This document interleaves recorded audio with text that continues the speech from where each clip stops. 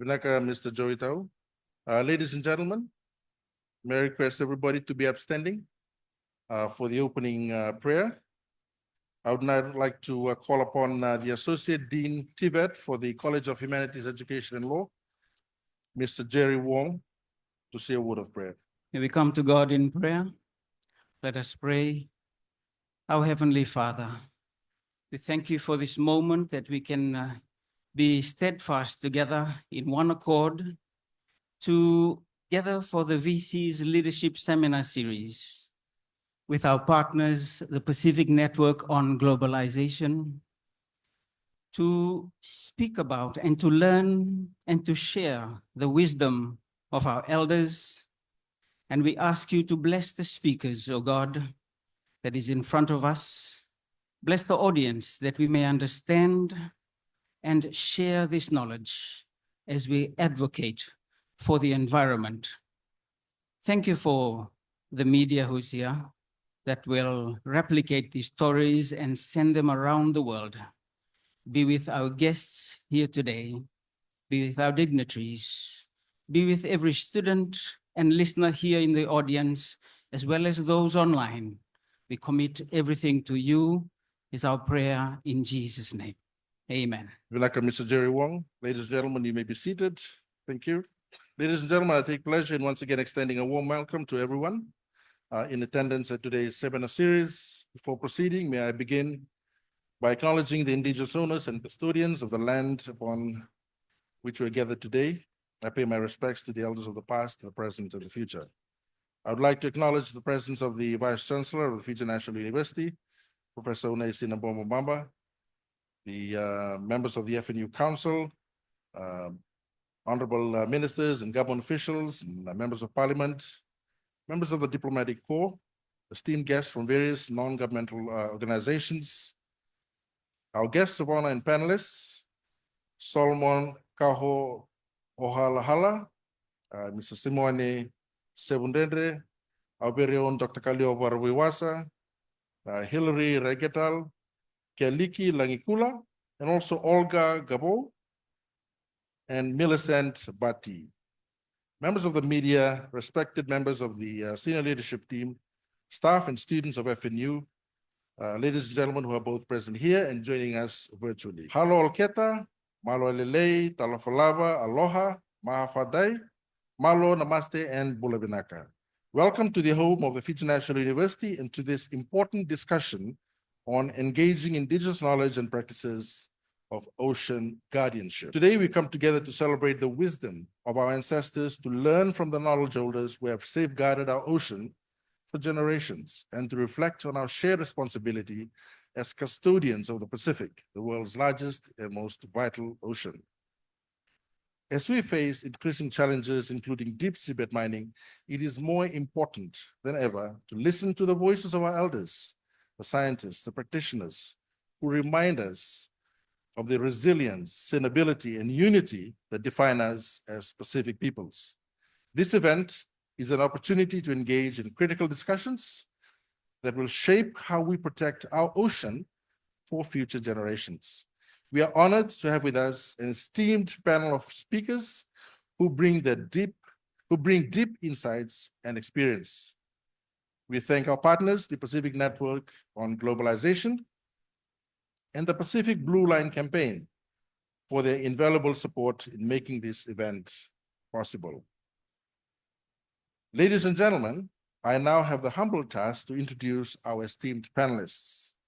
May I kindly invite the ladies to prepare the salusalus, and to allow us to honor you as you honor us with your presence. Ladies and gentlemen, it's my privilege to introduce Solomon, Uncle Sol, Pili Kaho'ohalahala, a 7th generation Native Hawaiian and Indigenous kupuna hailing from the small island of Lanai, Hawaii. Uncle Sol is a dedicated advocate for Indigenous stewardship and cultural heritage. He serves on the Amaui and Lanai Native Hawaiian Elder Council for the Papahānaumokuākea Marine National Monument Reserve Advisory Council, and is a longtime member of the Native Hawaiian Cultural Working Group. His deep commitment to ocean conservation extends to his roles as chair of the Hawaiian Islands Humpback Whale National Marine Sanctuary Advisory Council and cultural community member of the Pacific Remote Islands National Marine Monument. A voyager at heart, he has been a dedicated crew member of the Polynesian Voyaging Society's legendary double-hulled canoe, Hokulea, since 1975. Please join me in warmly welcoming Uncle Saul.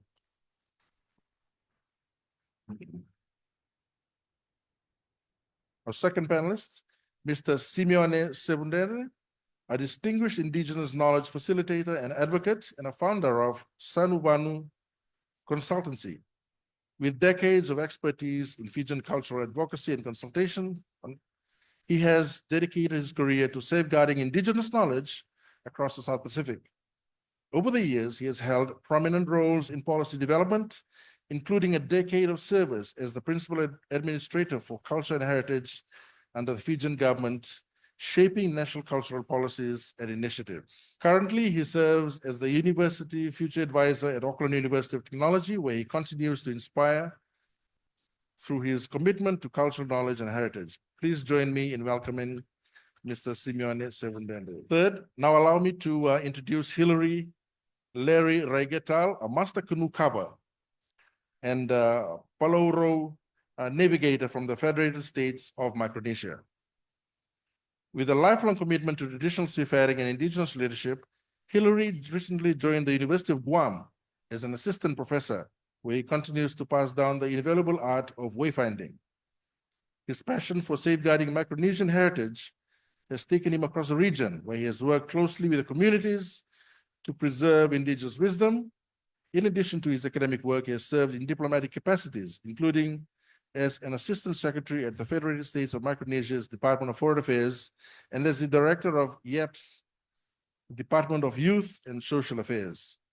Please extend a warm welcome to Hilary Raigetal. Fourth, we have Millicent Bati. Ladies and gentlemen, it's my privilege to introduce Millicent Bati, a dynamic leader and advocate from the Solomon Islands with a deep commitment to Indigenous knowledge and preservation and community development. She has dedicated her work to bridging the gap between traditional governance and modern policymaking.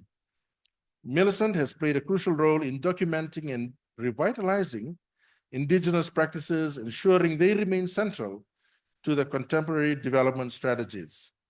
Please join me in extending a warm welcome to Millicent Bati. Fifth, we have Kieliku Langikula. It is my honor to introduce Ms. Kieliku Langikula, who hails from Wallis and has been a dedicated territorial advisor to the Territorial Assembly of Wallis and Futuna since 2022. With a strong background in Indigenous governance, she has worked closely with the High Commission of the French Republic, supporting initiatives that promote Indigenous leadership and environmental stewardship. She also represents her region in the Scientific Committee on the Protection of the Deep Sea Environment, where she collaborates with Indigenous authorities to advocate for sustainable ocean governance. Please join me in welcoming Mrs. Kieliku Langikula.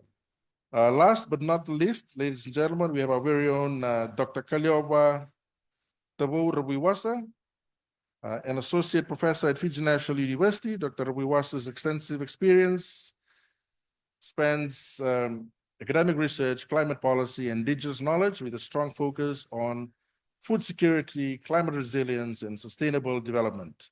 His dedication to empowering Pacific communities through the integration of traditional knowledge and modern science is evident in his research and teachings. Additionally, he advises the Biosecurity Authority of Fiji, further contributing his expertise to critical national issues. Let's give a warm welcome to Dr. Kaliova Rabuiwasa, the Dean of our College of Agriculture, Fisheries, and Forestry. Can we have the ladies coming up to garland our panelists? Ladies and gentlemen, setting the scene, I now invite Larry Raigetal to welcome us into the specific space with a traditional chant. E matawani ke oro, e matawani ko ngare, e ya sugi, e ya busigi, Metawe. Ay go. Wa.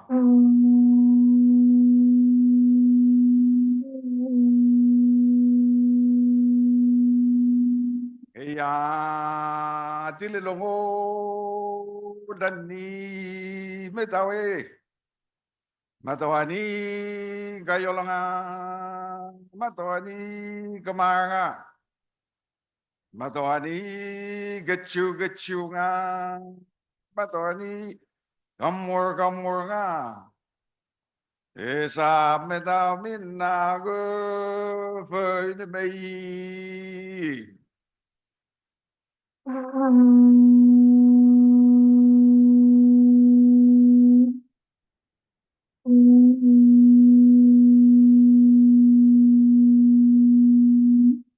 Thank you, Larry Regital. Ladies and gentlemen, I shall now invite Professor Nii-k Plange, our moderator for the night, to lead us in the panel discussions. Professor Plange. Thank you very much, Prof. Tibet. I take this opportunity to first acknowledge the traditional owners, past, present, and the future of the land on which we are gathered this afternoon. Sururang. My respect to the heavens. Surutarap. My respect to this land of which we are standing. Surotat. My respect to the seas.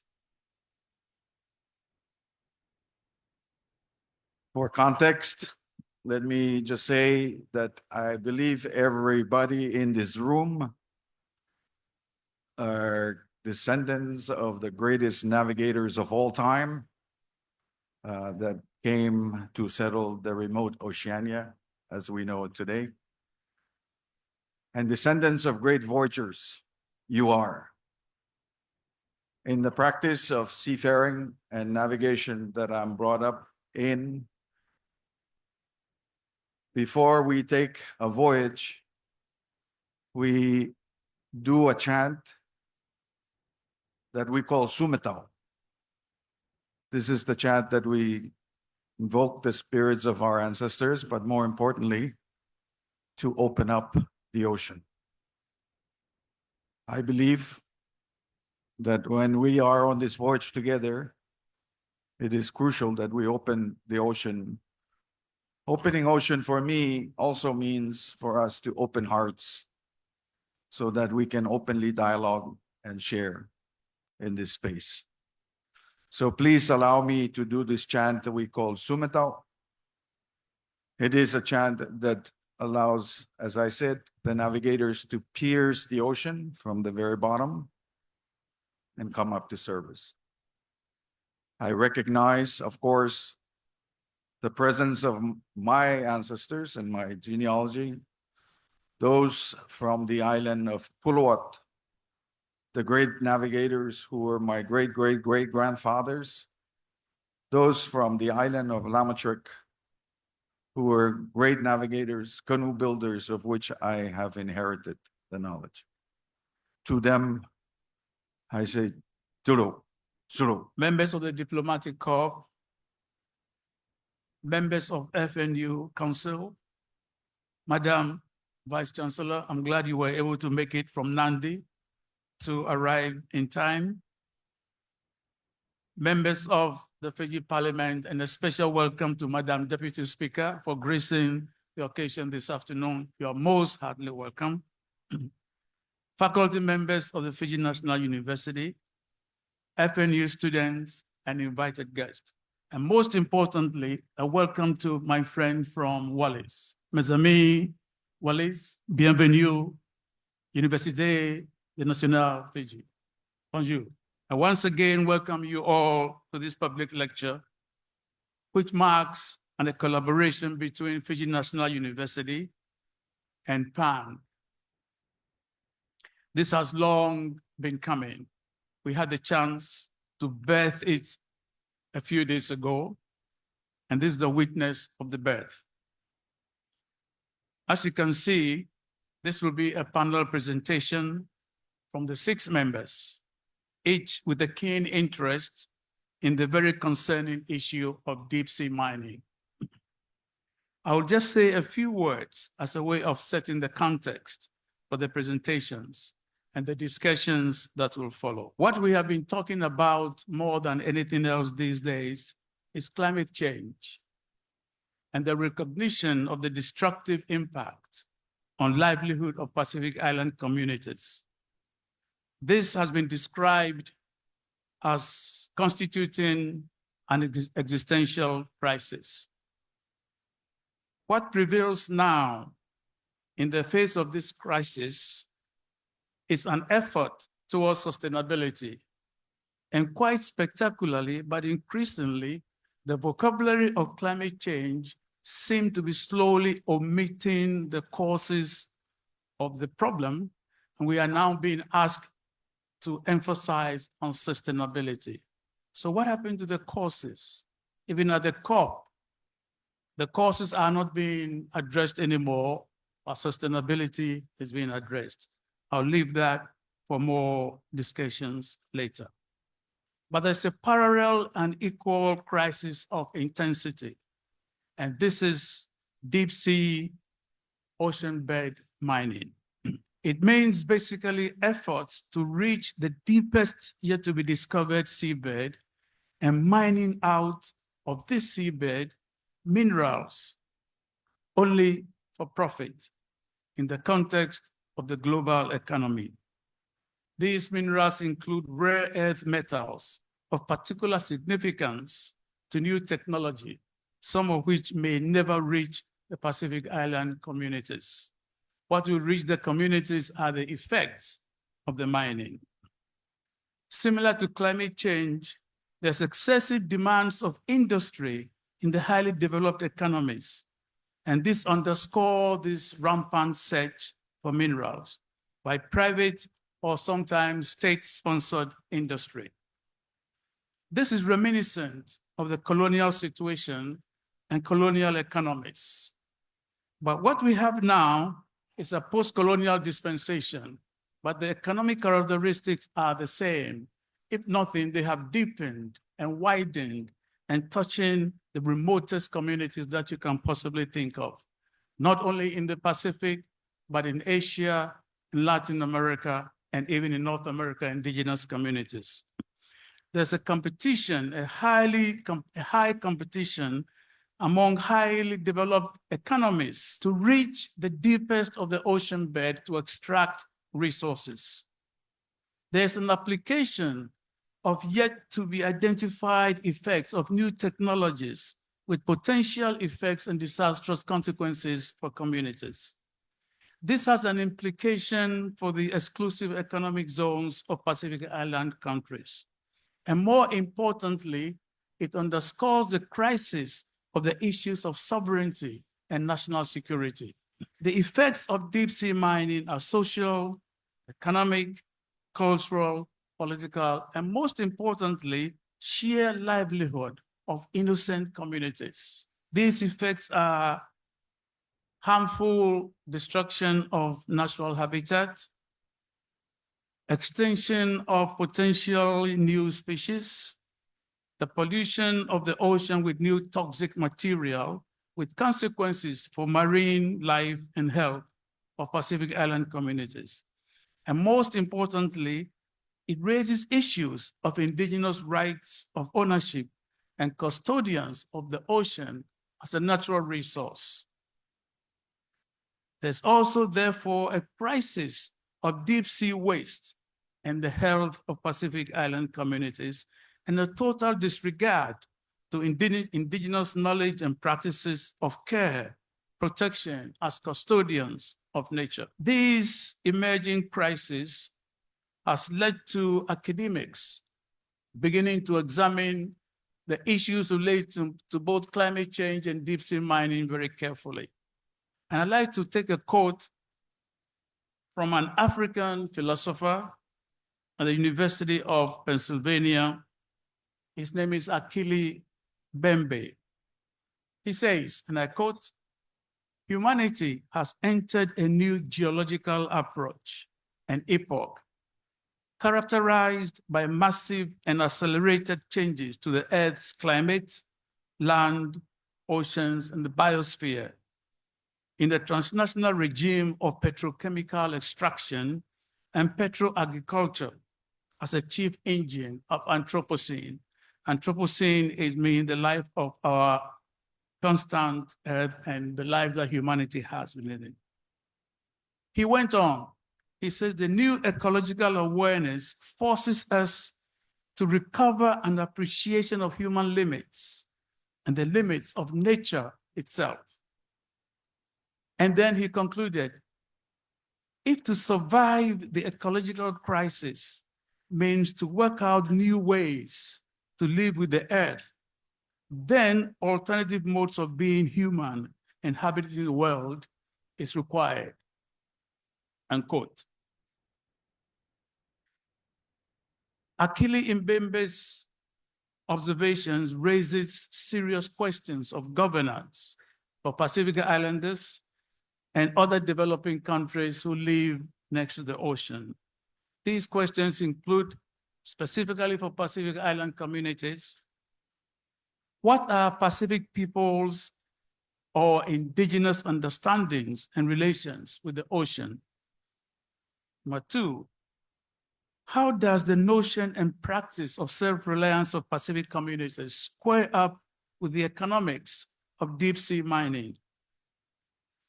What challenges does the post-colonial politics of what challenges does post-colonial politics and geopolitical relations present to Pacific Island nations in responding to and reclaiming ownership of their most enduring resource?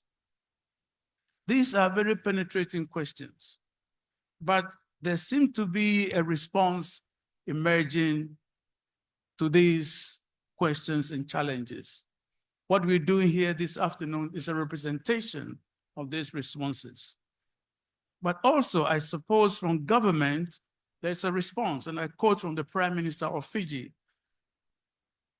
In responding to some of these crises of climate change, nuclear testing, and deep sea mining, he made a very perceptive statement. He said, we are more cautious about these matters now. We are duty-bound to raise our concerns through a protest and through protest notes so they understand our stance, rather than allowing them to come and go as they please. Then he went on, so global superpowers must acknowledge the Pacific Oceans and their concerns, and that it is crucial to communicate these through diplomatic channels. I would have to say sometimes the diplomatic channels become too diplomatic, and therefore the not-for-profit organizations like PANG are very instrumental in doing the non-diplomatic response with language which is clear, unambiguous, and when necessary, brutal. So this is the situation that we find ourselves in now. And what we're going to do this afternoon will be a representation of resistance, positive one, to recall that nature has limits and that in our economic development strategies, we should respect those limits. And respecting those limits, we must also recognize that there was knowledge prior to colonization, a knowledge that allowed people to survive centuries before the 19th century. So what PANG brings to our university this afternoon is a celebration of that knowledge, and also a celebration of a quiet protest, non-diplomatic, to the exercises of deep sea mining. This is the statement that I think I could make to open the session. I will call upon Hillary to make the first presentation of the group. Thank you very much. Before I begin this evening, I want to acknowledge the kupuna of this place, your homelands, and be very humbled and have humility in coming to be your guest so that I may be able to speak tonight. So first, I acknowledge the people of Fiji, and from your elders who have been here for thousands of years, perhaps, and to you that are here, and to those that are yet to be born. Aloha kako. So in a kupuna, in a makua, mena hoaloha o keia aina o Fiji, aloha kako a pauloa. You're supposed to say aloha to me. Aloha. So I am very, very privileged and very honored to be here tonight, and along with these esteemed and very well-seasoned people who have spent much of their time and their lives and their genealogies doing work to be guardians, protectors, keepers of our aina, our ocean, our resources, our stories. So maybe I should start by telling you a little bit about where I come from. I live on a very small island. We're only 140 square miles in size. The highest part of my island is only 3,000 feet above sea level. Half of my island are Pili, cliffs. And then the other half are papa, shallow reefs. And that's where most of our families have lived and gathered from the sea. The other thing that you should know is that there's only 3,000 people that live on my island, compared to our neighboring islands like Oahu, which has a 1.1 people. So if you understand the context, I don't like to go to Honolulu so much. It's a metropolis. It's a busy place. And then when I come home to Lanai, I'm in a place that's quiet, no traffic, no stoplights. We all stop at the stop sign and we wait. Oh, go. And so, but I grew up in that kind of an environment on Lanai. It is a Hawaiian island, but one of the smaller Hawaiian islands. And so it is my home. He Hawaiiao, I am Hawaiian. Yeah. So I wanted to tell you that this work that I do isn't something that I just decided that one day, or recently, but it is really a journey that's been a lifetime. I want to start by telling you about one major event in my life that perhaps changed my whole being and redirected me.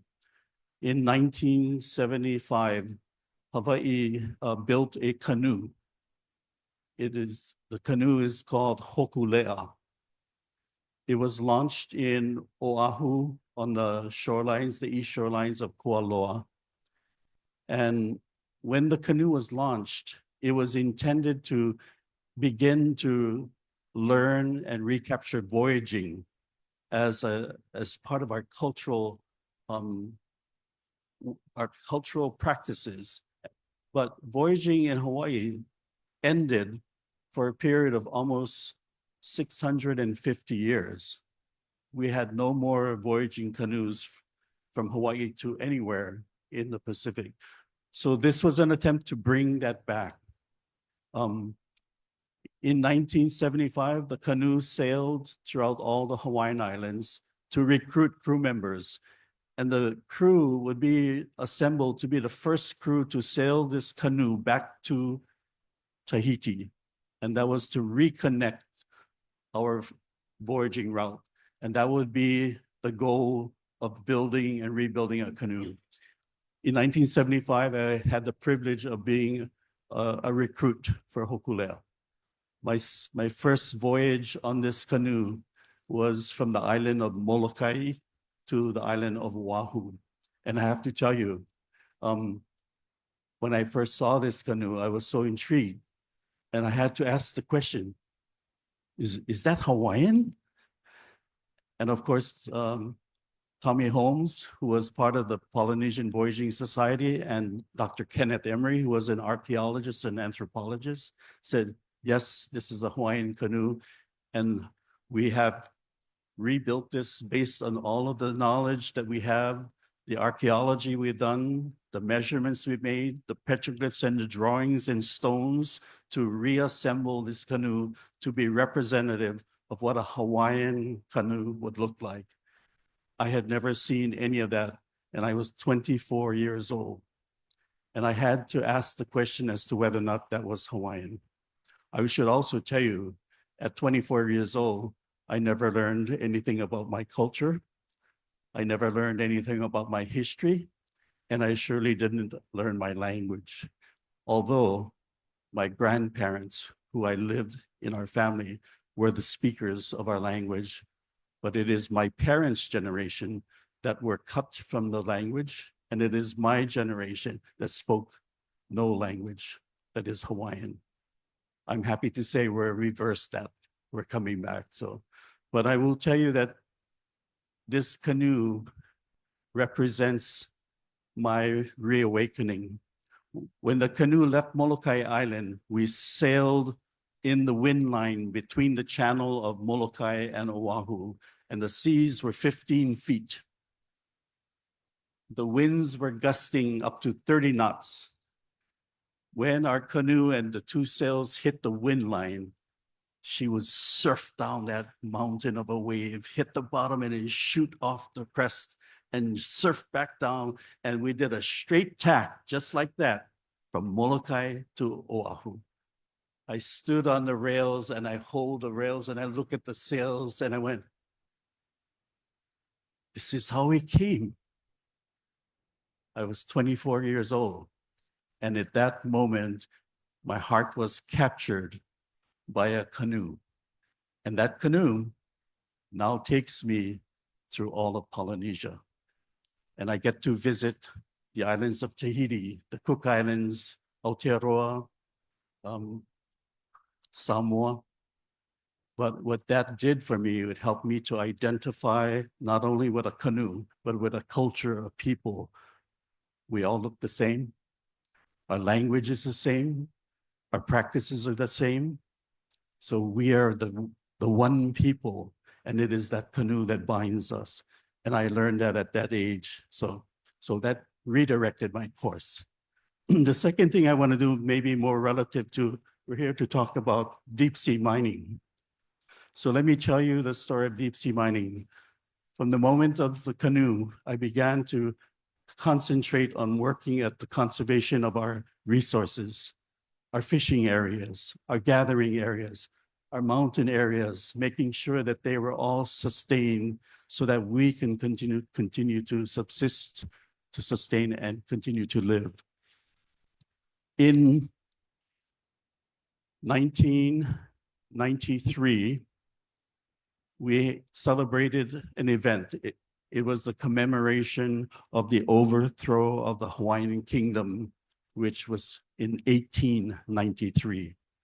And what that did is that 100 years after the overthrow of the Hawaiian Kingdom, I too was learning that we had a history that was now going to be revealed, and that we were the Kingdom of Hawaii, and that our nation was illegally overthrown by the United States of America. That history is now very clear, documented, that our current status as Indigenous Hawaiians is that we are an independent kingdom that has been under the illegal occupation by the United States of America. And the United States of America is hesitant to respond to that legal challenge because therein lies the truth. So what that did for me is that at the time of the overthrow, our reigning queen then was the Honorable and our very precious Queen Liliuokalani. And I mention her name because she plays a significant role in this issue that has helped to guide me surrounding deep sea mining. When she was overthrown in her palace in 1893 by the United States troops. They surrounded Iolani Palace. They had cannons that pointed to the Queen's palace. They had troops that were all there with firearms ready. And then they told her, you need to step down. And when she did, she stepped down in protest and saying that I do not step down from my government to these annexationists because you are an illegal entity that is trying to take my nation from me. And then they locked her up in her room in Iolani Palace on the second floor. When she was locked up in her room, one of the things she chose to do was to take the, to take the genealogy of Hawaii. It's called the Kumulipo. And she decided that she would translate the Kumulipo into English. The Kumulipo is a chant of our creation. It is over 2,104 lines long, and it is committed to memory, and it is recited. And the recitation of this Kumulipo was done at the coronation of her brother, who was the king before her, to justify his lineage to become the king. At the time of his coronation, before he was crowned the newly elected king to the Hawaiian kingdom, he had them recite the Kumulipo to let all people know that this is my mo'oku'auhau, this is my genealogy, this is where I come from, and it would let all of you know that I am of the lineage that can take this rightful place as your king. When she was in prison, she decided to translate this into English because she said, I believe that there will be purpose and use for this in the future.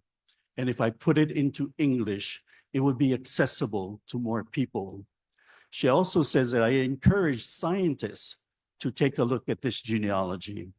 And she says, I would also encourage genealogists to find your place in this mo'oku'auhau. If I can recite just the beginning lines of this that gives relevance to this genealogy, to the issue of deep sea mining. So in the very beginning lines, it says, Hanau kumulipo ikapo he kane, Hanau po ele ikapo he wahine, Hanau ka upu ko ako ahe ko ako apuka. Those beginning lines say that in the very deepest part of the ocean, in the darkness of the ocean, there is the vali-vali. The vali-vali is the sludge, the organic matter, the genetic soup that sits in the very bottom of the ocean. And then it says, Hanau kumulipo ikapo he kane. From there, there is the birthing of Kumulipo. It says kane. And then it says Hanau po'ele, e wahine, a man and a woman. But this is not man and woman. This is an energy, an opposing energy that is attracting to each other. And in the vali-vali, that sludge, it says that this energy of Kumulipo and Po'ele in the vali-vali will emerge the first living creature in our mo'oku'auhau, our genealogy. And that is the upu ko'ako'a, the coral polyp.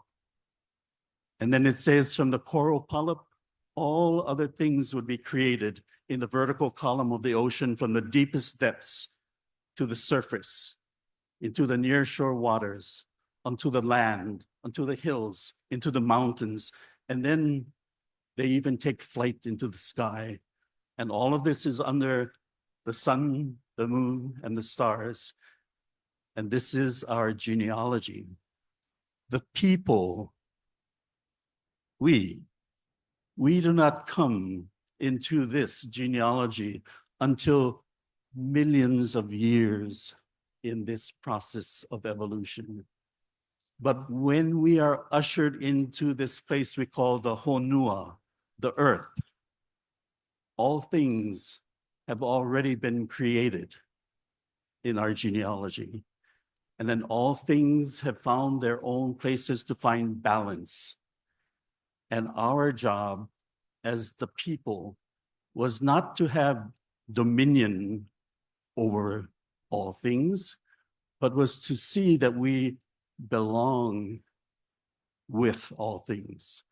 So you can refer to these things as creatures that are evolving in an evolution of, you can call it nature.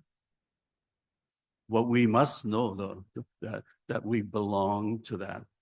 And so we have by our kumulipo, our genealogy, an inherent responsibility to malama, to take care. That is our responsibility. And because we come from the great ocean and we know our source, our foundation, then we bear that responsibility. And when I learned this, I was so taken by the fact that our queen had the vision to leave this for us. It's been 132 years since the queen translated this.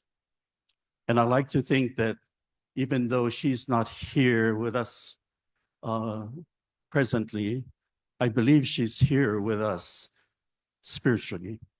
And that all the mana, all of the hope that she had in this vision to leave information for us,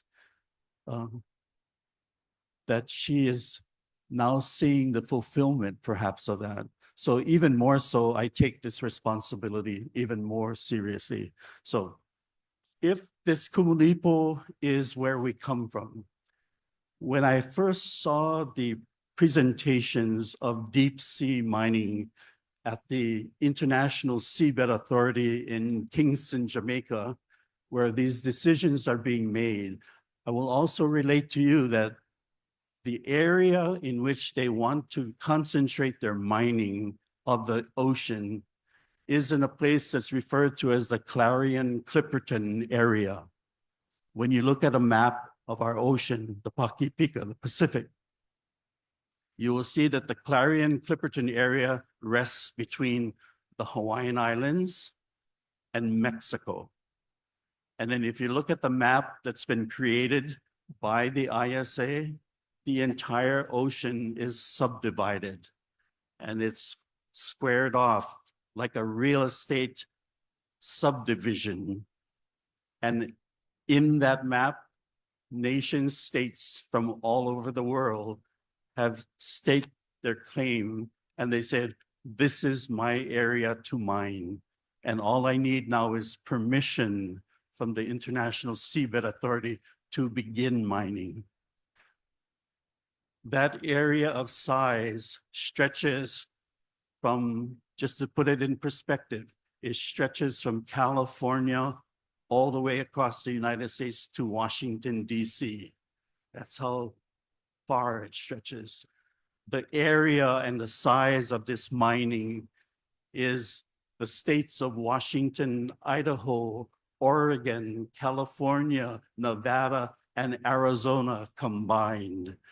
And you place that in the ocean, that's the area of which is going to be proposed for mining. Let's talk about the mining itself. It is intended to help what we are calling climate crisis times.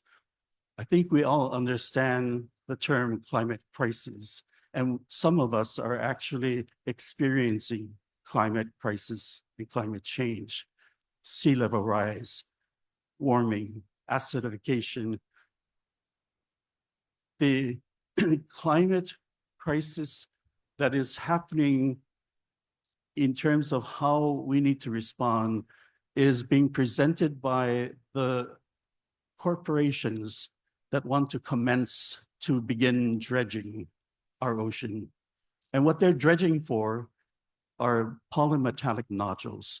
So these tiny little stones that have been there and have been created over millions and millions and millions of years. This is what they're trying to extract. But they're saying they can do it in a responsible way. But if you look at the presentations of their exportation and how they actually take this machinery that are almost as large as this space here and drop it to the very bottom of the ocean, and they're going to start collecting and dredging with arms and claws that are going to just rake up the entire ocean. And their videos of this process show a plume of the vali. That mud that's at the bottom is churned and turns the entire ocean from a place that's been quiet and dark from the time the Kumulipo was created into a massive area of sedimentation. And then they propose to take up all of this and bring it up to the top of the ocean into their vessels. But all they want are the nodules. So they're gonna wash off the nodules, put it aside, and then they're gonna dump all the lepo back into the ocean. They first, when they did this, they dumped it on the surface, and they saw that the surface was covered for miles of sedimentation that would never go away. So they decided that instead of dumping it at the surface, we'll just take it back down into the middle of the ocean, and then we'll dump it in the middle. And then they're saying that there will not be anything that you need to worry about because this will be fine. When I saw these images, it broke my heart. And it broke my heart because I was looking at what they were doing in the place of my creation. And I thought, how can someone go to the place of my creation and then begin to destroy it in the way that they are presenting? And I have no say. That is why I went to the ISA. And I wanted to represent a voice of ourselves as Indigenous people, because the area of impact is going to be adjacent to our home. But it's not just my home, it's our home. And so that made it very important for me to raise and intervene and bring to the table. The last thing I will add to this story or this journey is that going to the International Seabed Authority is going into the assembly of an organization created by the United Nations called the International Seabed Authority. And their job is to create the rules and regulations for the management of the seas that are beyond the jurisdictions of nations. And it's considered to be an area that doesn't belong to anyone, but to what they term as belongs to humankind. And therefore, because it belongs to humankind, they assemble there and they're going to begin to propose the dredging and mining of this. The thing that I am taken back was that in this body are representative nation states that are seated there and are making these policy decisions. I come from Hawaii. They have never heard and have considered our relationship to the ocean. They have never considered that we had no input to these policies that are before us. And then I am not seated at the table. What I did remind them, this body, is that when the United States overthrew our Hawaiian queen, again, illegally, they took us out of the Assembly of Nations. And therefore, the Hawaiian kingdom and the Hawaiian people had no more opportunity to be seated at the table with all other nation states. And so I told the body, the ISA, I like to think that this body has an empty seat in this assembly that belongs to Hawaii. And while we are not seated at that chair, at least at this moment in time, I want to serve as a voice for our people until the day we will be seated amongst you to be a part of the decisions. So you see, our struggle is a difficult one because we have not been considered in making those policies. We have been taken out of the representation as an independent nation state, the Hawaiian Kingdom. And this body is seeking now to come into our home to destroy it for what they're calling the green economy. We have a lot to do. So that is why I am here to express to you that my story is not just a story of Hawaii. My story is our story. We all share similar genealogies that are linking us to the great ocean.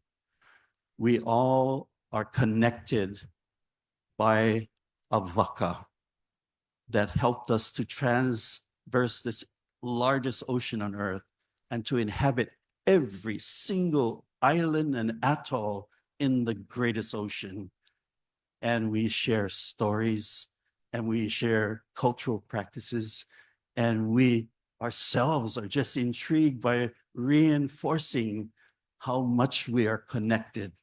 And so we need to begin to erase the lines that the global north, the people who came, the colonials that came to divide us all in our one ocean, calling us by sections and subdivisions like Polynesia, Melanesia, Micronesia, and then further dividing them into French, American, South American, British.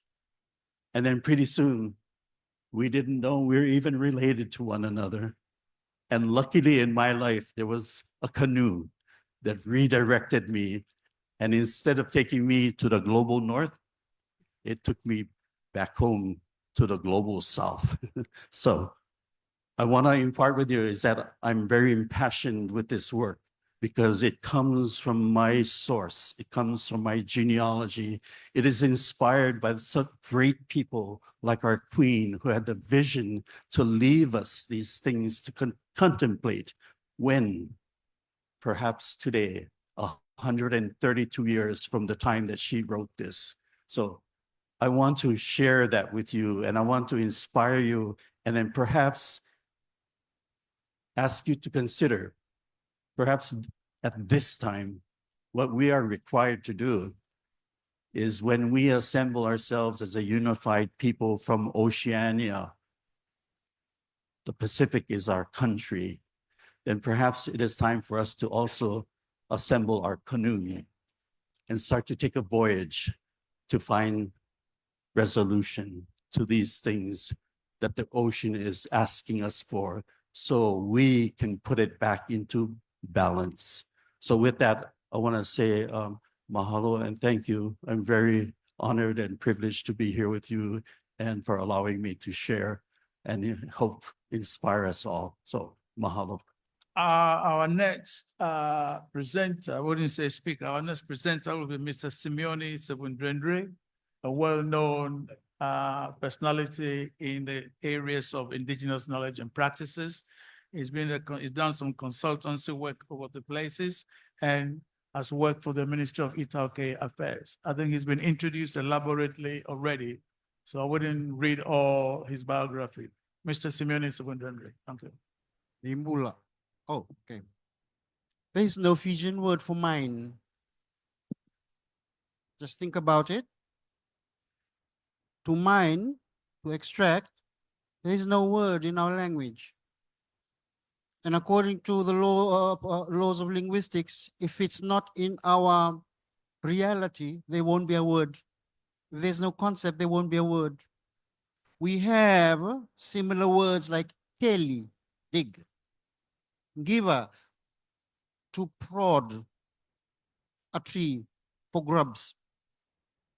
Nima, the action where you bail out water from the canoe. Tei, to plant. Tanga, the way you catch fish with a net. siwa, using fishing line. And also mbunu, it's the act of closing the collective, see, traditional fishing technique to close the net. There is also nunu, to go diving. And on that note, when we talk about ocean, our language is very, very, very ocean full, if I have to use that word. Just going with that word nunu, if I use the English word, go and dive, like dokoulu. They went diving, eratau nunu. She dived for clams, elei silivasua. Just one word in English, dive, and we have at least 3 different words. And also, I looked at the word protect, guardianship. And these are some of the synonyms I thought of just while sitting there. Protect, guard, defend, champion, watch, sentry, surveillance. And then I thought, what are the equivalent Fijian words? Maroroya, Sambaya, Tangomaka, Sauvaka, Karona, Susunga, Wakatambuya. When we talk about mine, we have a verb of it where we put something in the earth and extract something. But also that word means I own this. And therein is the dilemma. Because when we use mine, in the Fijian philosophy, there is no mine, there is ours. And the words to denote that, nonda, ours collectively, menda, ours to drink, kenda, ours to serve for sustenance. There's no mine. And in so saying, going back to when we are speaking about protecting the ocean, I need to take us back to the oral history. We need to know that history so we know what we're protecting.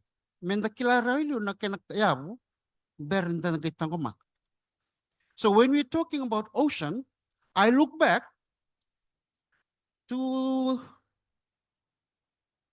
identity, naivabuti, traditional honorifics.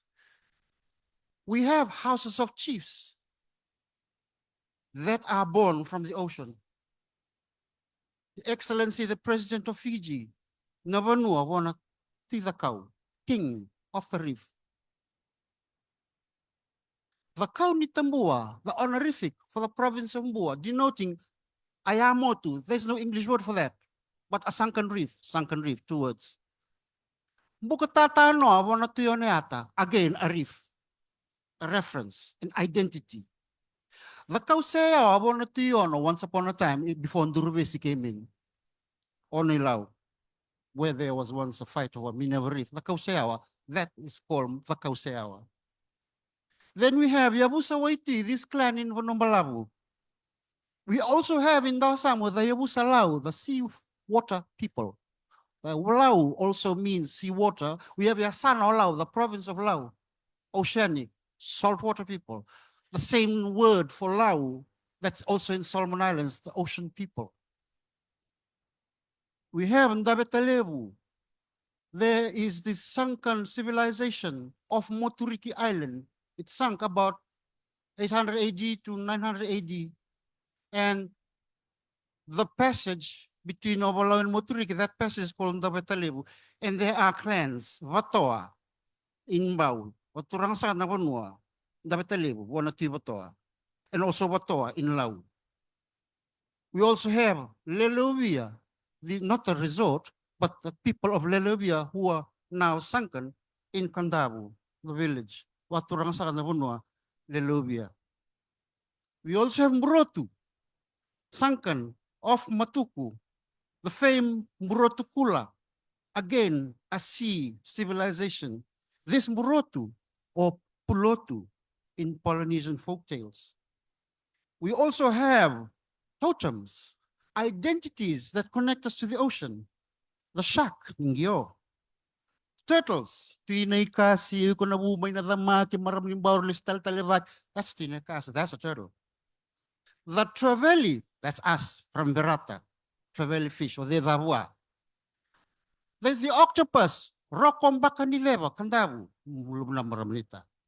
There's a stingray, or to may kamba, the people of Leiton don't know why may kamba. There are also, in our traditional investiture, there are places that are sacred. After a chief is installed, he goes and takes a ritual bath in the ocean to signify once upon a time, the holder of this title came from the ocean. Move further back, there is this legend of this princess called Andi Vilaiwasa. She was said to be either the sister or the daughter of Nengei of Nakauwanra. The name Vilaiwasa means emerge from the sea. And there's a Rotuman dimension to this Andi Vilaiwasa, because this Andi Vilaiwasa supposedly brought tattooing to Fiji for maidens in those days. And there's a memory in a story in Rotuma of this princess leaving Rotuma. On her way to Samoa, she got distracted and came to Fiji. I don't know what distracted her. But the attraction to Fiji is not new, it's always old. So Andi Vilaiwasa, from her emerged the old tattooing tradition of women. And in Fiji, there are two words for tattoo. There is samungawe, a mouthful, and there's ngia.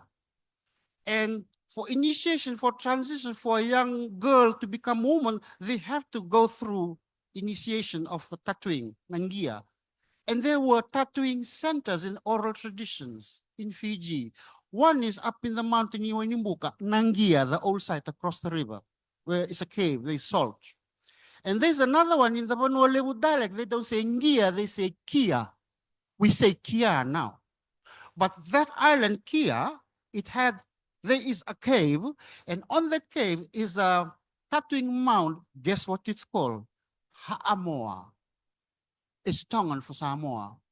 And the reef close to Vonoleu, to Maduata, the reef is called Utulei.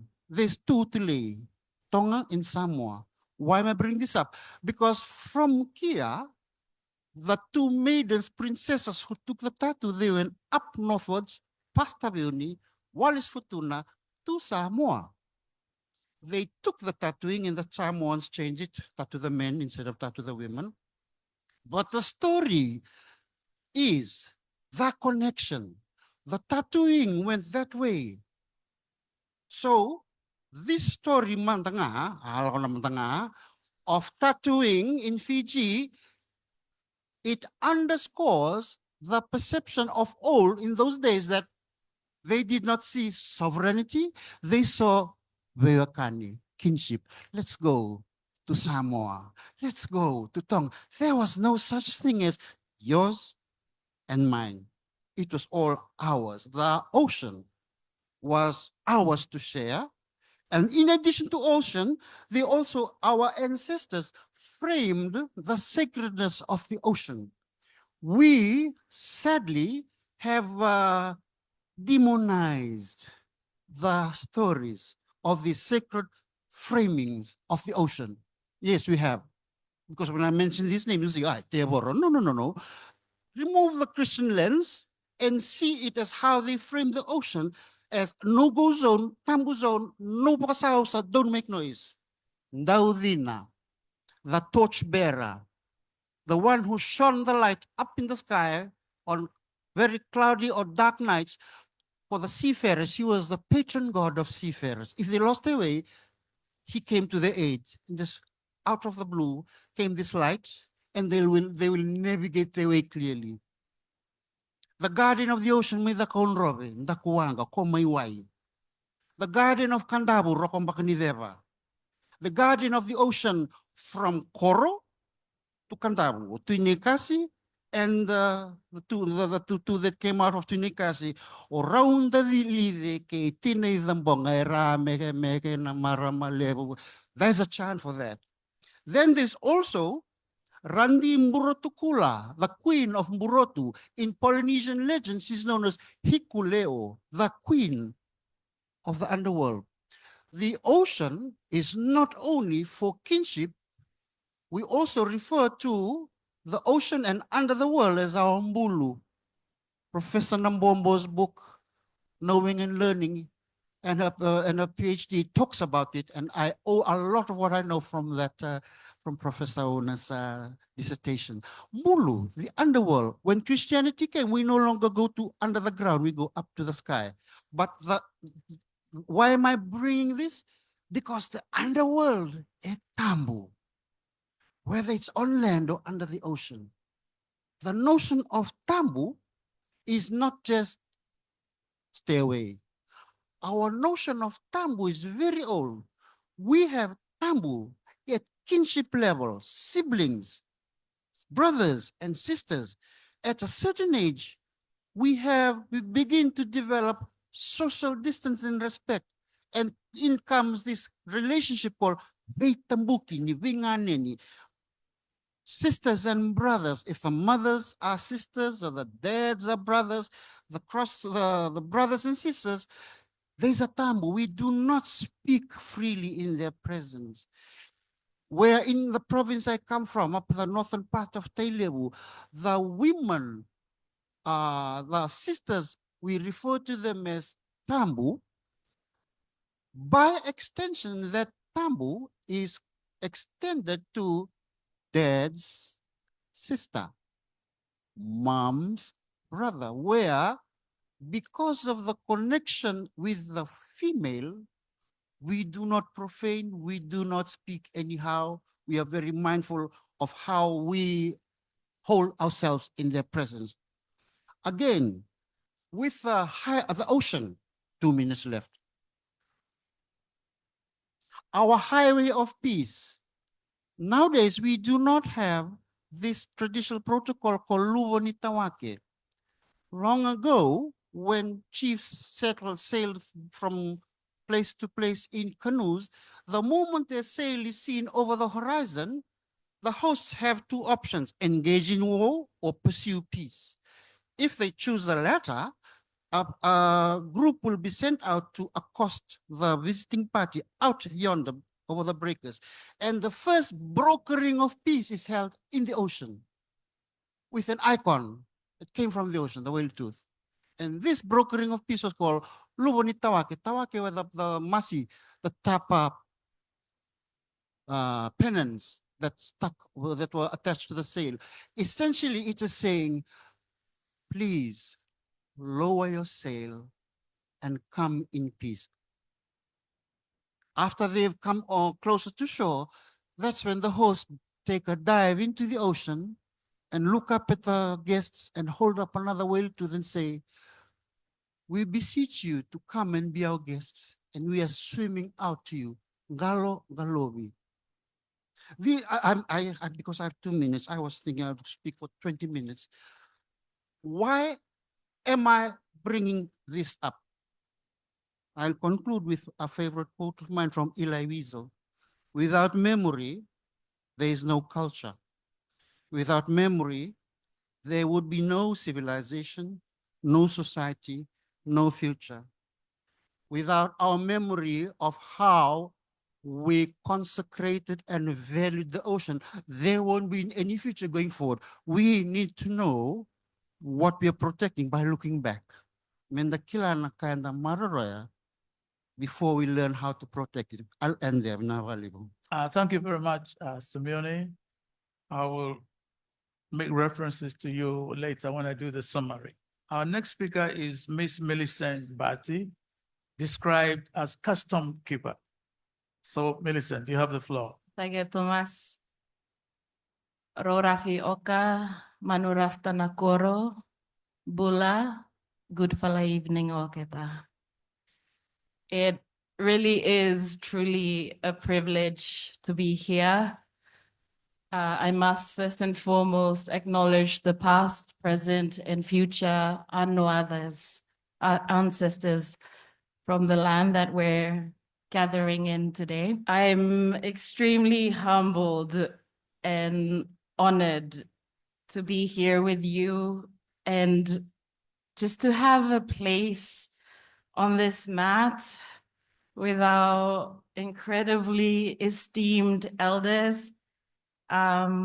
It's actually really overwhelming because normally I'd be sitting in the audience. But Tagiatumas Pang and FNU for hosting us tonight. I stand here not as a seasoned Indigenous expert or elder. I hope I don't look like an elder. I'm a future elder, I like to think. And I hope one day I could be as inspirational as Uncle Saul and Uncle Simi and the rest of our elders here. But in saying that, I am a proud custom keeper and carrier of my Maru, Lisiala, and Gafe tribes. And I am a proud daughter of Solomon Islands, a place rich with Indigenous diversity and knowledge systems that I truly believe will help us and the world. Just like all of us here, we all come from very rich backgrounds, from the highest peaks of our mountains to the deepest parts of our oceans. It's all memory and it's all a storage of knowledge that our ancestors once possessed. So in setting the context, I'd like to begin with my story, my custom keeping journey. And that begins with my very own grandmothers. My very first teachers were my grandmothers and my elders. And even Kokokosi, she was my great-grandmother who lived till she was 102. They have long since passed onto the other world now. And to be honest, I remembered very little of my custom education as it was happening in my first 7 years on Earth. But every time my elders would assure me that I would remember when I needed to know. I'm 34 now, and looking back at my journey, I've been weaving myself within tradition and modernity, and I can stand here today and say my elders were not wrong. Every time I needed the wisdom from the past, all I needed to do was ask. And that's how my custom keeping journey has stayed with me till today. So I'd like to start with just a few custom stories or lessons that I've learned along the way. As kids, we learned that if we wanted to take a pebble out from the sea, we must first ask for permission. And when we do take it out, we must replace it with another pebble from the land or the beach. Because if we didn't do that, we'd have nightmares in the night. We learned that the shrines on our land, our tambu place, have their mirrored replicas deep beneath the sea as well. We also learned chants to calm the rough seas or to call for the wind so that the tides can help us enjoy the ocean. We learned that our prayers, our fo'as for the land are also the prayers for our sea. When I was 8, my uncle Areni, my mom's first brother, and I owe a lot of my custom keeping interest and learnings to him.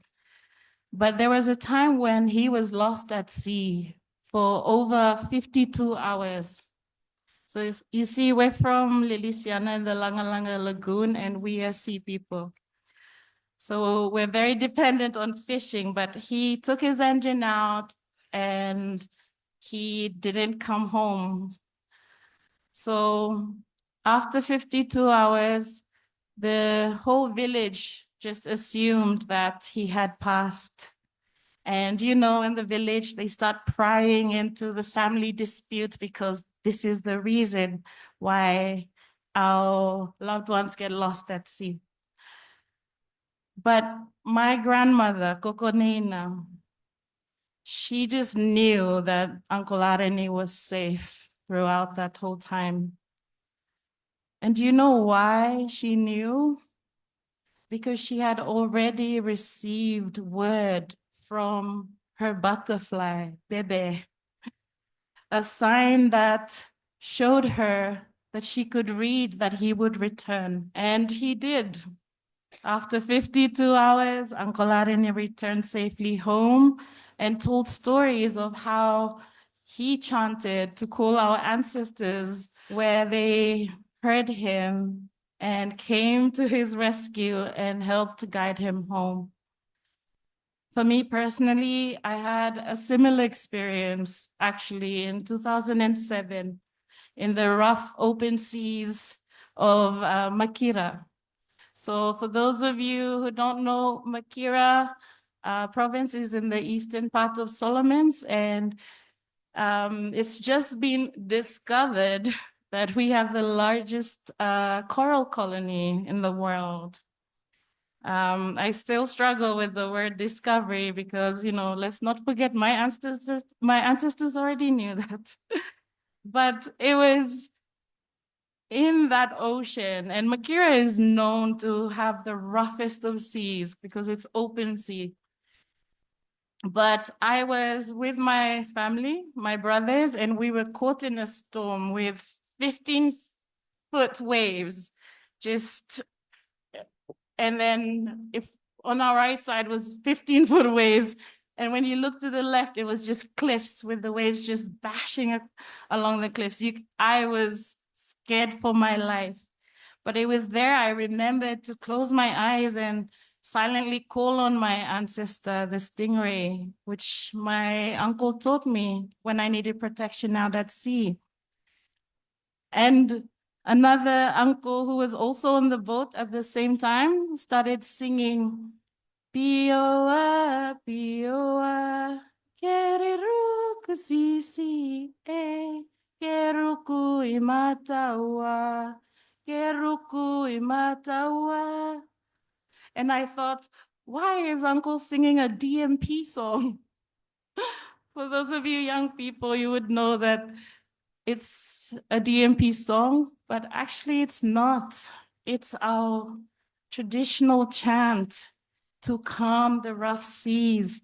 And what it means is we're calling the elderly waves to calm the young ones who are, you know, unsettled. Or so we call them to put the little ones to sleep. I can go on actually, but I'm also mindful of time. But one of my favorite stories from Kokokosi is how whenever she was unhappy at home, my great-grandfather, Toliabu, he could go fishing under the perfect moon in the perfect sea conditions for bonito.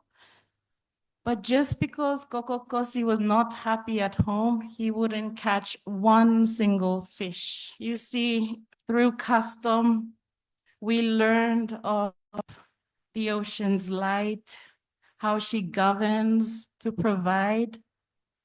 But we also learn of her darkness, her dark powers that can be unforgiving if we are using it for greed, jealousy, or when we simply do not listen.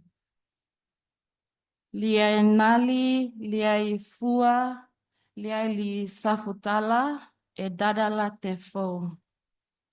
In Wala, this means as above, so below, as within, so without. This is our Indigenous mirrored truth of our interconnectedness.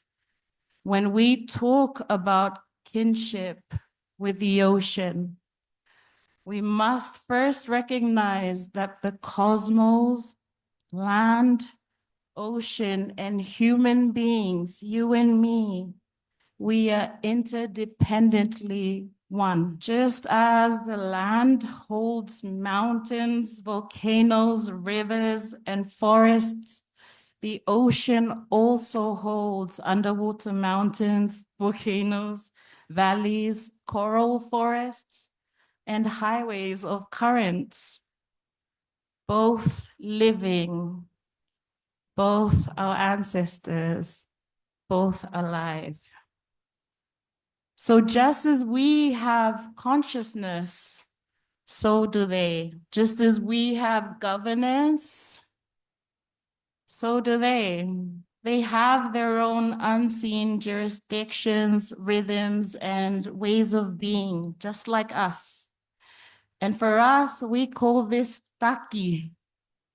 Not like the Fijian taki. But taki means law. It translates to taki of the sea, the law of the sea, the law of the land, the law of the air.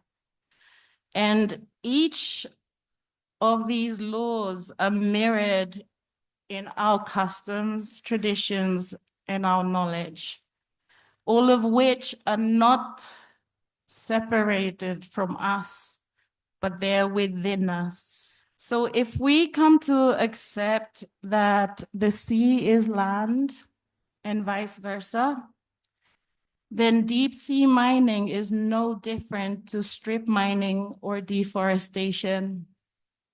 It is a violent extraction of our Earth's living systems, and it threatens to disrupt and destroy the womb of our Mama Oceania, Mama Pacifica.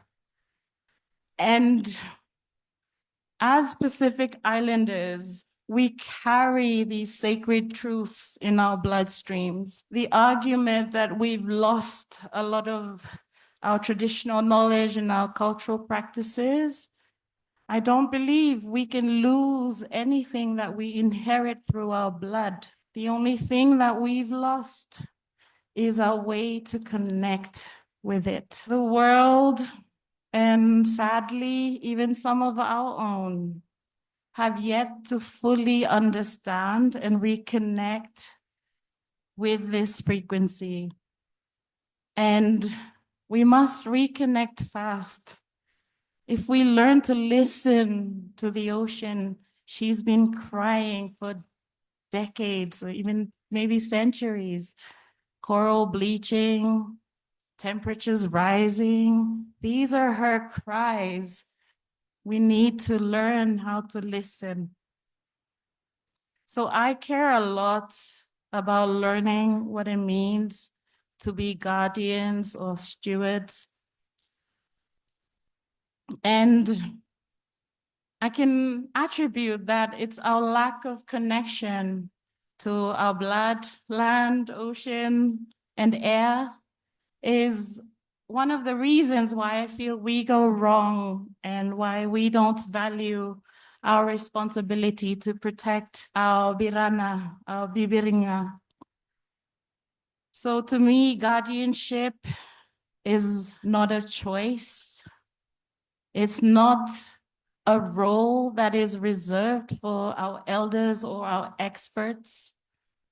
Guardianship is our sacred duty. And mining the seabed is not just a political decision. It is a spiritual and ethical test for our Pacific people. Do we honor our role as ocean guardians, or do we become the generation that allowed its destruction? The answer lies in knowing who we are, where we come from, in order for us to determine where we're going. Thank Thank you very much, Millicent. I now call upon Rageta. He says he wants to just do his presentation very short. So I call on Rageta to do his presentation. So, for the interest of time, I will just say one thing, or perhaps maybe two. One is that I started probably swimming in the ocean even before I started walking. And I remember that the first time I was put on a canoe at age 5, I promised myself two things. One, never again will I be in that ocean. Two, was that old man who threw me in the ocean, I will find him one day and I'll throw him. He threw me in so I could adjust my system and be that ocean and forget about seasickness. I am here today to tell you it's been over half a century later and I've spent my whole entire life in that ocean. I am still very, very afraid of this ocean. There's one thing in this world I'm more scared of, it's this ocean. Don't get me wrong, I love swimming, I love fishing, I love sailing, but I am scared of it.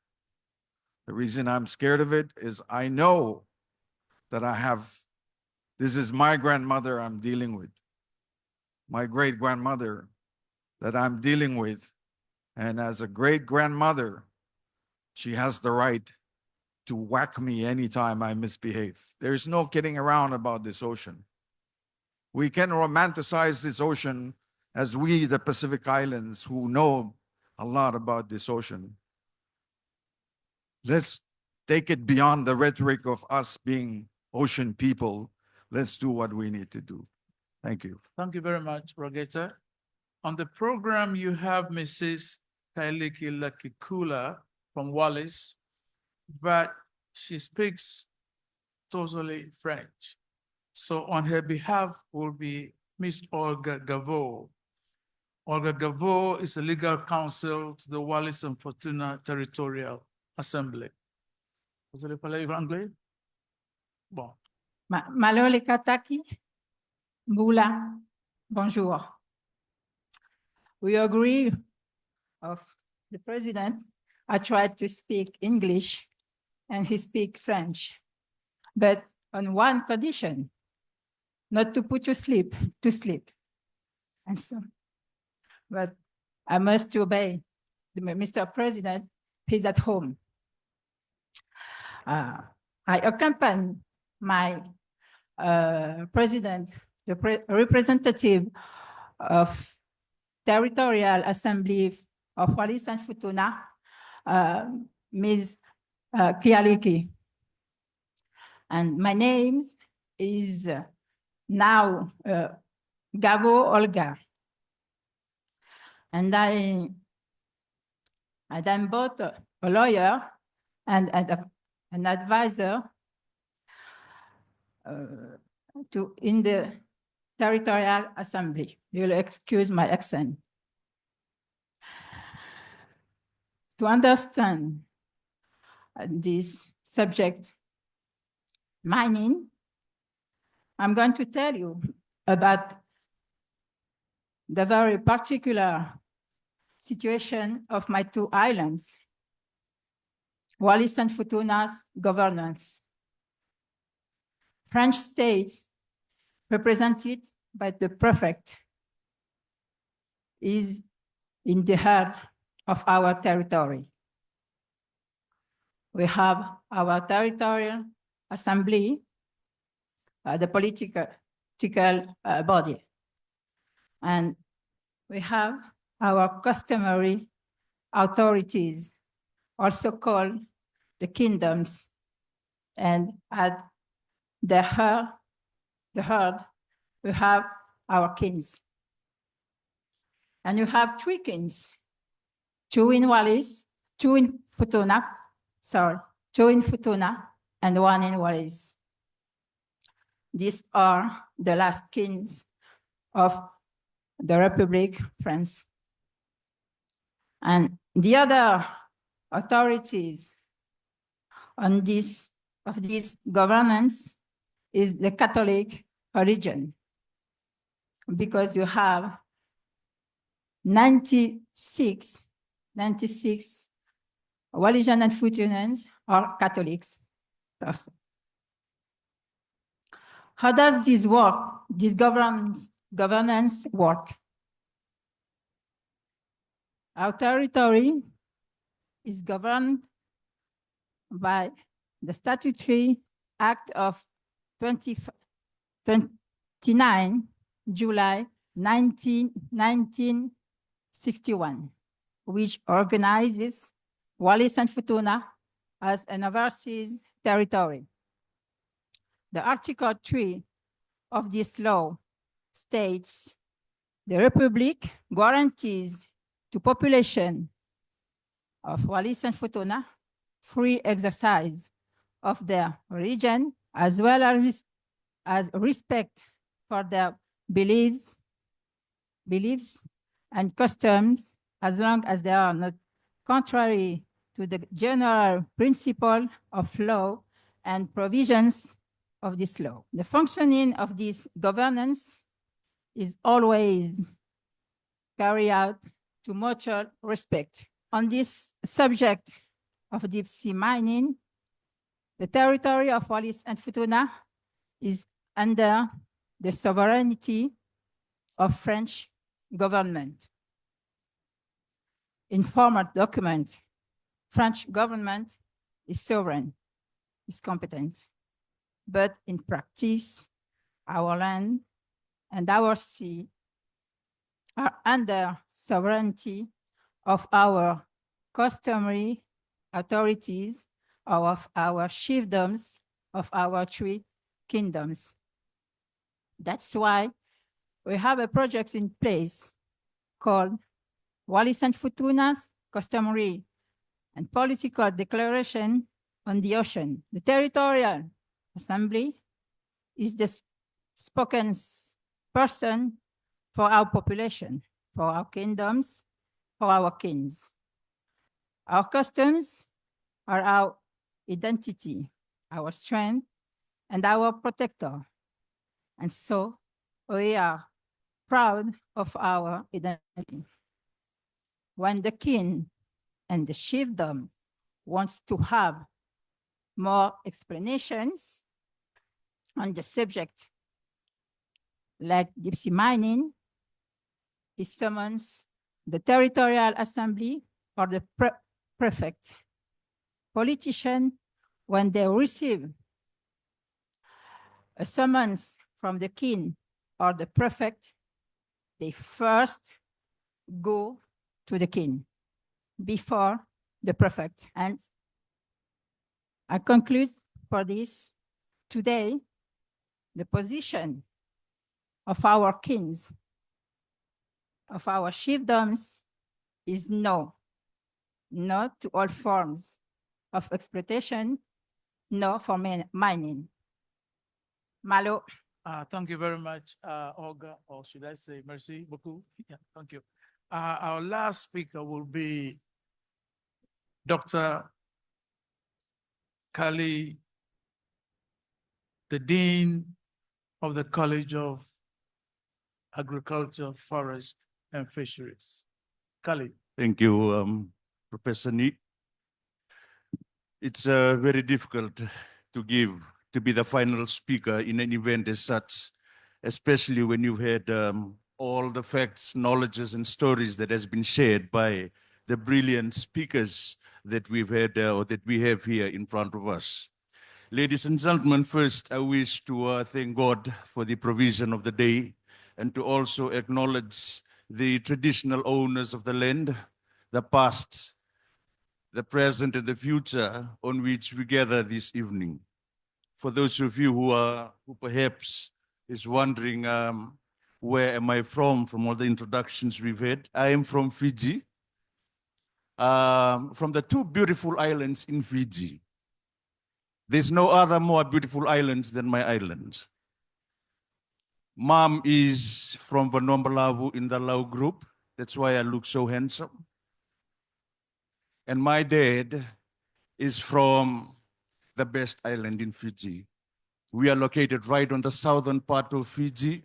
Yes, Professor Paul, it's very near to Australia, right? In many times they say that we are small New Zealand. That's why I'm brilliant. We have heard so much from our 5 speakers or 6 speakers that we've had here in the evening, and so much have been shared about their stories with regard to deep sea mining. Despite coming in from academia, I will not give you a lecture about the deep sea mining. I would like to take the same tone on the platform that they have done, that is to come in and to also share my stories, and perhaps a little bit from an academic perspective. Ladies and gentlemen, the gentlemen and the ladies that have spoken here today are champions of the oceans. We've heard their stories. They carry with them untold stories and untold events, stories that has been championed over the past many decades. They have spoken of the same thing, and they have spoken of the same passion, and they have talked about the same initiative, and that is about the protection and the guardianship, or the protection and the guardian of the largest ocean in the world. If it has not occurred to us this evening, let us ponder on this and let us remind ourselves about this. We are the custodians of the largest ocean in the world. If that has never occurred to you, let us know tonight that we are the custodians of the largest ocean in the world. I was just sitting here and I was like, oh boy, that's true. We've taken it for granted. All these years, we've taken it for granted. Now, tonight's series, before I continue, tonight's series is not just another series about guardianship, about the guardianship, or about indigenous knowledge, or about the ocean. It also testifies the Fiji National University's continued support and commitment in working with the people, working with the communities, not only in here in Fiji, and also in the region. If you have been following the university in the last 2 years or so, it is very clear for us to see that we've been working very closely with the communities, because we value people. And when you value people, you value communities, and you value everything that engulfs us together.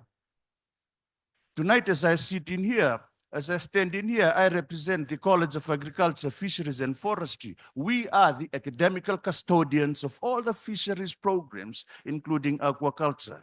There's one new initiative that is coming up from the Fiji National University, and it is going to be championed by my college, or our college, and that is on blue economy, deep sea fishing. Right? And the series that we are having tonight is happening at no other better time. It is an indication to Fiji and also to the Pacific that we value our resources. We've been talking about the lands. We also value the seas. For if it was not if it was not for these great Pacific oceans, or the Pacifica, you and I would not be here today. It is very important for any institute, or for any academic institute, to understand the values of our people, to understand our people, understand their needs, and understand what matters to every person here in Fiji and also in the region. If we fail to understand the needs and the values of our people, then there is no sense in offering the various qualifications. There's no sense in offering the various degrees and programs that we are offering today. In the last 2 months, FNU was going on a reset. And the reset was for everybody to come to a standstill and relook back, or relook at the directions that we are about to take. And one of the directions, the reset that is happening at the moment, especially with the College of Agriculture, Fisheries and Forestry, that is to work and to bring education much more closer to the needs, or to the societies, to the people, to the communities, and that is already happening. Now, why am I speaking about this? It is about understanding the needs of our people. It's about understanding the processes, the mindsets of our people. It's about understanding their ways of life. It's also about understanding ourselves, the best approaches that we need to take in actually working together in approaching our people. It is really important for us, especially in the field of academia, when you're talking about deep sea fishing, or when you're talking about deep sea mining, understanding about the different effects or the impacts that deep sea mining brings to our people or brings to our resources. It is really important for us to first understand our people, understand their needs, understand the type of degrees, the type of qualifications that they need.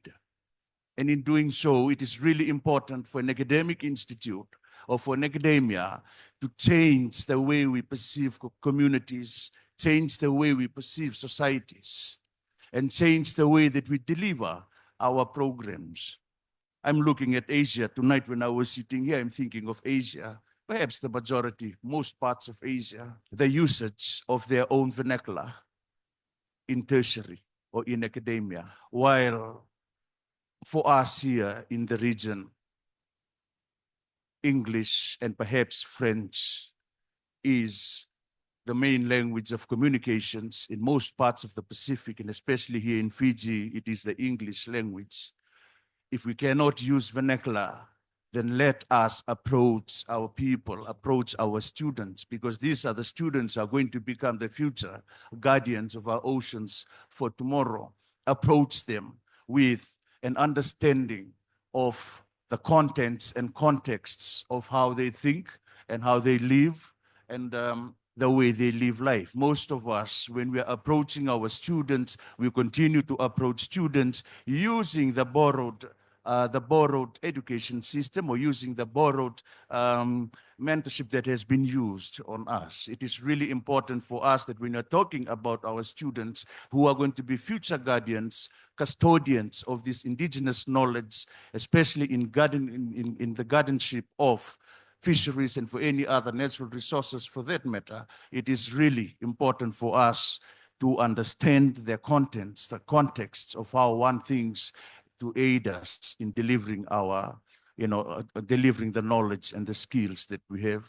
Academia, ladies and gentlemen, in terms of indigenous, preserving indigenous knowledge, in terms of disseminating of information, academia is a reservoir. It is a reservoir of knowledge, and it is also a reservoir of skills.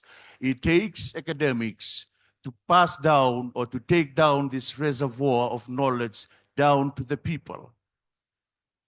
It is very important for us to maintain this reservoir and to continue relooking at this reservoir to ensure that we continue to provide the types of guardians and the types of advocates and the types of knowledge and skills that are required at the grassroots level. And if I may allude to what was said earlier again about the oceans, with someone who's referred to the ocean as the great-grandmother, great-great-grandmother. Someone has referred to the ocean as my auntie, etc. The guardianship of the oceans, ladies and gentlemen, the Pacific Ocean specifically, it lies within us. It's a big challenge now for us academics, for us to come together and to really relook at the delivery of our of this knowledge and also of the skills that needs to go down, that needs to be trickled down to our guardians. The way that we are going to move our programs around, the way that we are going to deliver the programs, the way it's going to be delivered to the different localities and geographical areas that we have to deliver this program in really provides or gives us a very a pivotal role on what we really need to focus on. I will not speak for long, Professor Nii. I will not speak for long, so I thought I will end it there for now, and then perhaps we'll leave the rest to the answers and questions. Thank you. Thank you very much, Kali, and thank you for all the speakers. When I tried to put these panel discussions in context, I raised some few questions without knowing what their presentations in essence was going to be. But it appears that all the presentations revolve around the first question that I posed, which is, what are Pacific peoples or indigenous Pacific Islanders' understandings and relations with the ocean? That seemed to be the thrust of the presentation.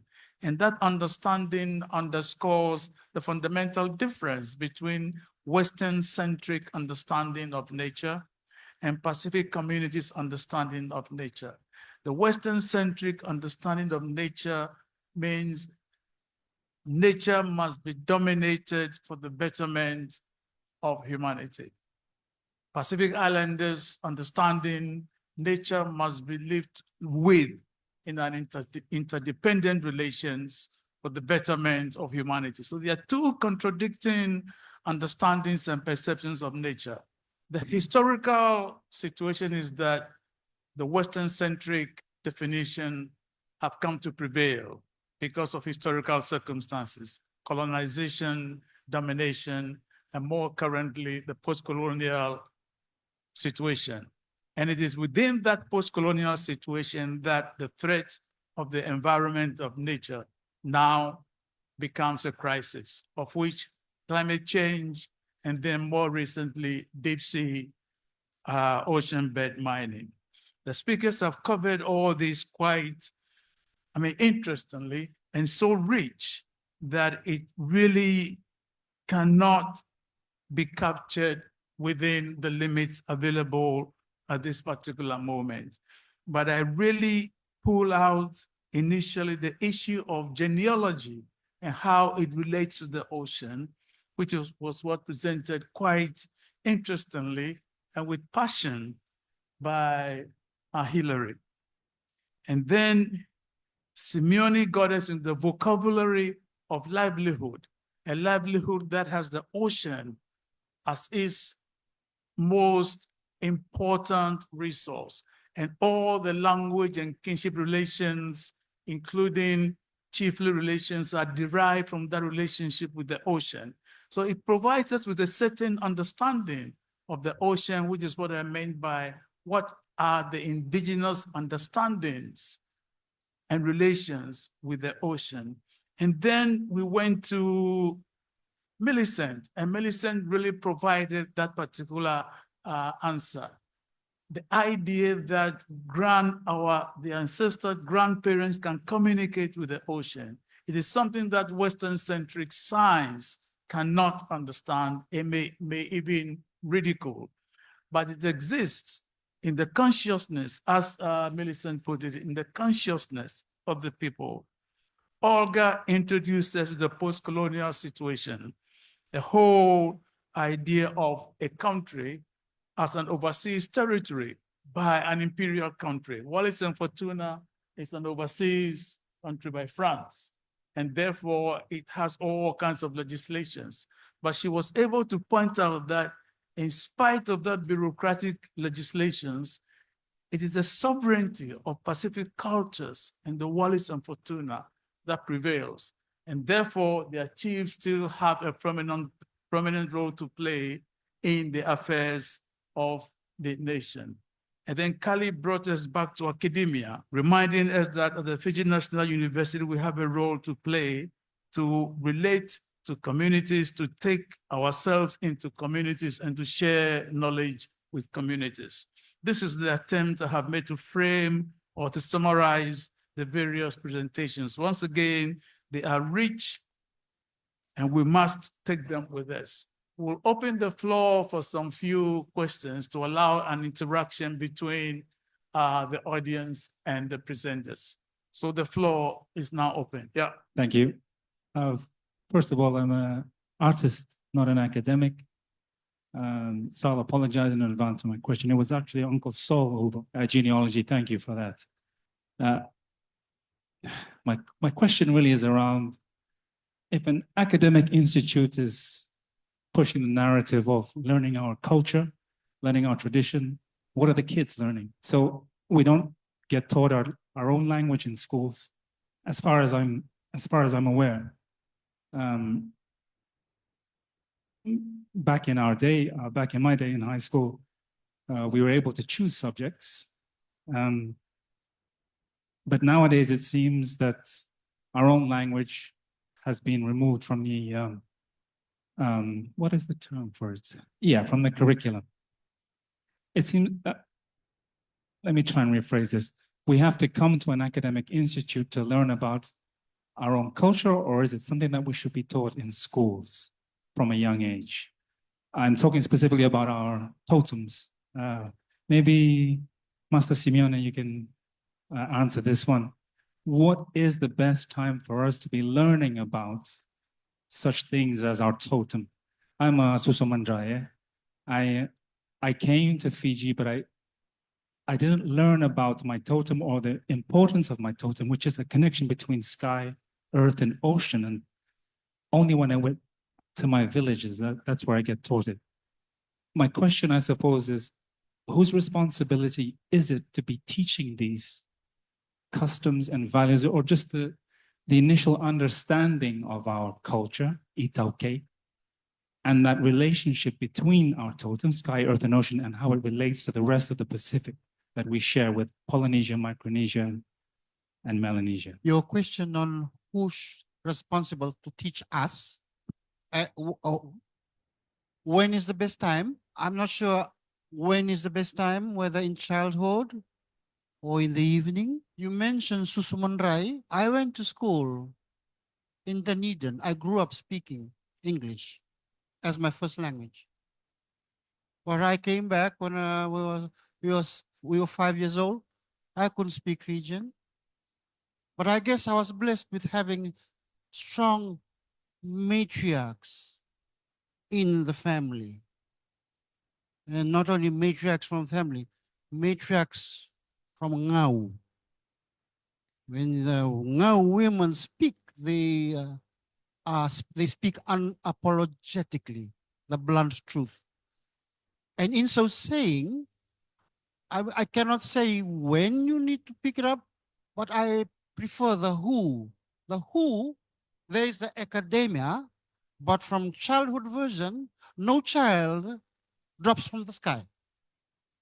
It's the mother, the mothers, the grandmothers. But then how do we transmit the knowledge? I don't know. But the when, for me, I'm still at the when. I'm still learning. I was envious of people around me. And say, oh, wow, I want to do. So that wow, the intent, it was my intent. But I guess everybody is different. The situation is different. The when, generically speaking, when the child is, they sense psychology, the formative years, the early years, where they can learn English and they can learn Wasavaviti. That's the when. But for us, who they say, we have lost our baby teeth. When is every time, all the time, everywhere. I cannot say more, or else I'll begin to lasu-lasu yan. Can you address your question to whoever you want to address the question to? If you want to. Can you hear me? Yeah. Oke, sebelumnya saya perkenalkan diri. Saya Salmon Degei dari West Papua yang ada dalam pemerintah Indonesia. My name is Salmon Dege and I'm from West Papua. West Papua is under Indonesia territory. Jam ini saya bersyukur kalau saya ini ada sama-sama saya punya teman-teman se-Pasifikin. At this time, I want to say thanks to God because this is a great opportunity for me to be here along with my brothers and sisters from the Pacific. Oleh sebab itu, saya rasa berterima kasih dengan materi yang sudah paparkan oleh semua bapak-bapak dan ibu-ibu. I would like to say thank you to all of you, the panelists, for your presentation. Sebab hal yang sama juga kami sedang merasakan di tanah Papua. Because we in West Papua also experience the impact of the mining. PT di Papua sudah ada PT namanya Freeport dan akibatnya kami sedang mengalami. Ya. Dan Presiden baru juga sudah merencanakan untuk PT-PT juga datang. Oleh sebab itu saya mendasari bahwa seperti yang sudah paparkan untuk perusahaan yang mau masuk di Pasifik ini, kami West Papua menolak. Kami siap mendukung. Terima kasih. In West Papua, we have so many experience on mining on the land, and we know the impact of the mining, gold mining from Freeport-McMoRan, the US company, and also many other companies. And learning from this presentation about the new trends of deep sea mining, we want to say that please say no to deep sea mining because it will destroy your land, your people, and your oceans. And for us in West Papua, we want to stand for solidarity for the people of the Pacific to say no to deep sea mining. Thank you. Thank you very much to all the panelists. I particularly want to just address Solomon's presentation. I was very moved by your account of Hawaii not having any input or voice in policies and decision-making in deep sea mining, especially where the ISA is concerned because they have the control over what's happening in the deep oceans of the world. And what we can see, what we can hear from your presentation is the dangerous agenda to destroy the oceans for profit. And just to have an idea of the vastness of the area that they'd like to mine, it's quite mind-boggling. And so I have two questions that I just want to place on the floor. You don't necessarily have to respond to that, but it's something for everyone to really think about, especially governments and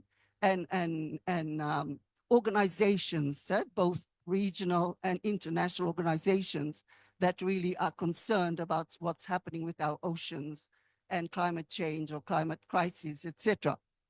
So my question is, and just carrying on from our brother from, was it West Papua? From West Papua. You know, what agency really do the Northern and Southern Pacific have, we Pacific brothers and sisters have, to strongly push back against deep sea mining? And what are practical measures that Pacific countries can take together to be the collective voice, to be the disruptive voice, to prevent the destruction of our oceans? So I just want to place those two questions for consideration, but if anyone is happy to answer that, I'd be happy to hear that as well. Hello. I just want to give a brief response, and I'll pass the mic to somebody else. I like the question, the way you framed it, with the thrust on agency for representation of Pacific Island voices. But this is where the problem is. The geopolitics of globalization, and more specifically, the geopolitics of the Pacific community has a tendency to create conflict among Pacific Island countries. I wouldn't want to mention the country, but there are some Pacific Island countries that have conceded to mining the ocean in their respective areas or in their respective zones. That alone undercut the possibility of collective agency as a response to either state-sponsored industries or private capital for profit. And this is the reality of globalization and the global economy. Geopolitical influences continue to make it difficult for collective agency by communities either in the Pacific or in Africa or in Asia. But I'll pass on the microphone to. Sorry. We came here with the understanding that we will be having a presentation at the forum secretariat. We were told that no civil society group or indigenous people would be able to get in the house. I'd like to think that that is our house for the Pacific people. And so, again, here goes the issue of, you know, who's to tell us these things. Of course, Pacific is divided, as mentioned, now on this issue. I will leave you with technology of a wisdom of ancestors in a broken canoe out at sea. When you have a broken arm of that canoe, and I've been on those situations where that happens, and my immediate way of looking at it was that I need to get to that broken arm and repair. I was told by the elders that I shouldn't do that. I need to, however, reinforce the working one because it's taking on the load of a broken one. Question for me now is, who's broken? Because for a while I thought that maybe those countries that have yielded are broken. But then I'm questioning whether we are actually broken ourselves. I used to think my own country, I come from the Federated States of Micronesia. I don't speak for the policies of my government.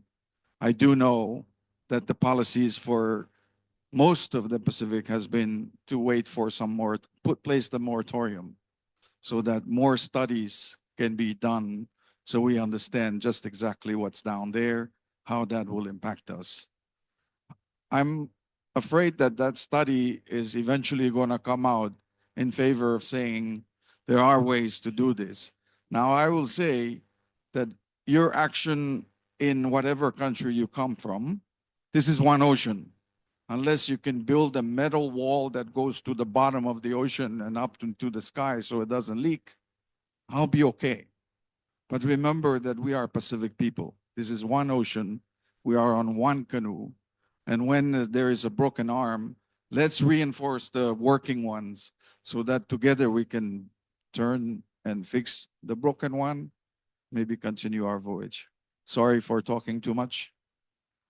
There's another answer coming to you. Mahalo for the question. So I want to just say that on your first question about where is the place to go, you know, to address this, I will tell you that I was led to the International Seabed Authority, and it was done because every time I had an opportunity to speak about my ocean and the conservation of it, from a Hawaiian perspective, I always spoke about our ocean in terms of our genealogy because it gives me a foundation that is inherent in my responsibility. But when I was speaking about this, the people who were there to listen and just know, in an audience like this, a conversation isn't necessarily meant for everyone,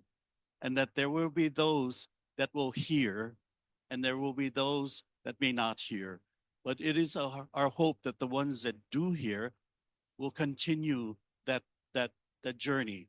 So those that did hear me approached me and said, you know, you should go to this place called the International Seabed Authority. And I said, okay, what is that? He said, it is a United Nations body, and they were created to take care of all the ocean around the planet Earth that doesn't belong to the nations and their boundaries. And so I said, well, invite me. And they did. They invited me. But what I did learn is that when I got to this body, that it was the body that was making these policy decisions, and became an important place. But I think to his point is that if we continue to allow that to be our reaction, and that somehow we have to conform to the systems in place to be effective, then what I'm saying is that I was directed to a place that fits within a system. But when I get to that place, I started talking about our connection that's tied to culture. And I will tell you, that body did not understand what I was talking about. So again, my voice is not intended for everyone. So for those that need to hear, I'm hoping that they will hear. And in fact, now we are having greater discussion. So this is the issue right at the ISA that brings me to that place.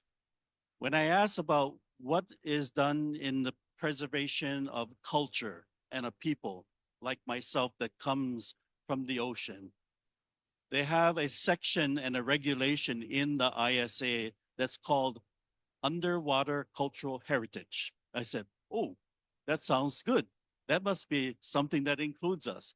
But when you look at the definition of underwater cultural heritage, it says that it is for artifacts that are found under the water.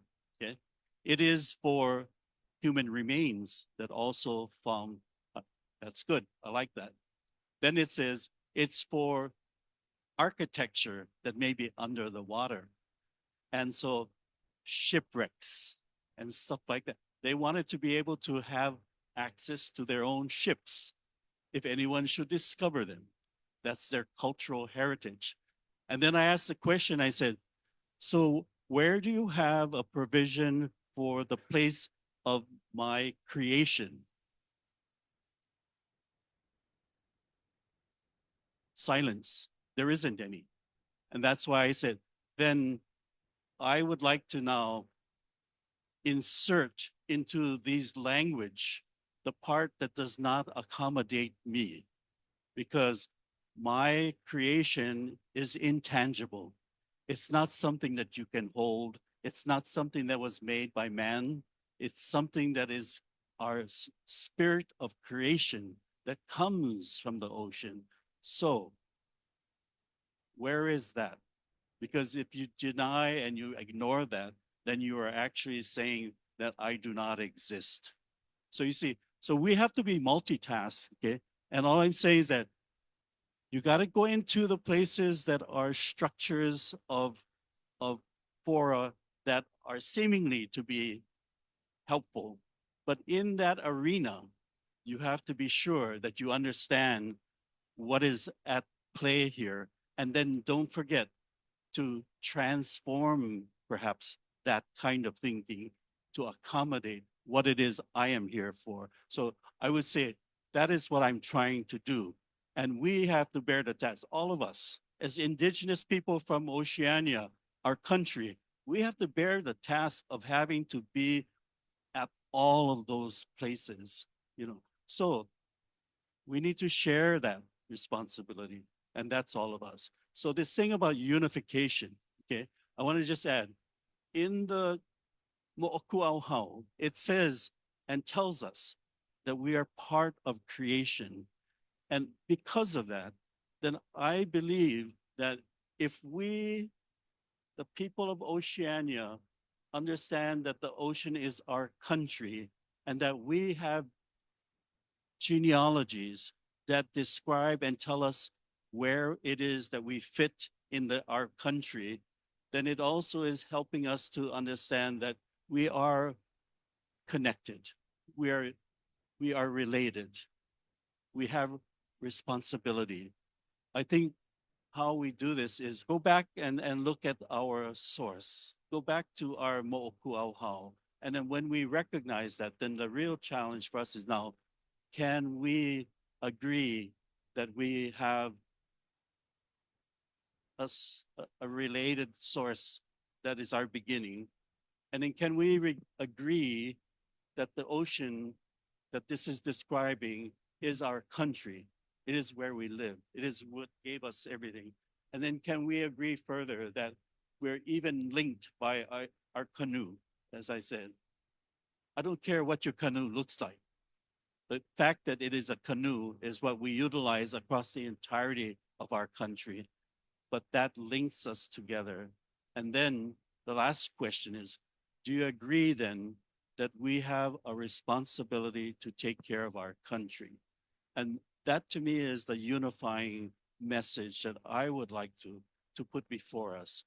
And then if we agree that we can be unified in our responsibility to care for our country, then we can begin to set those tasks and then share that load for all of us now in every walk of life within our country to meet all of those individual compartments of rules and regulations and transform them to be reflective of us, so.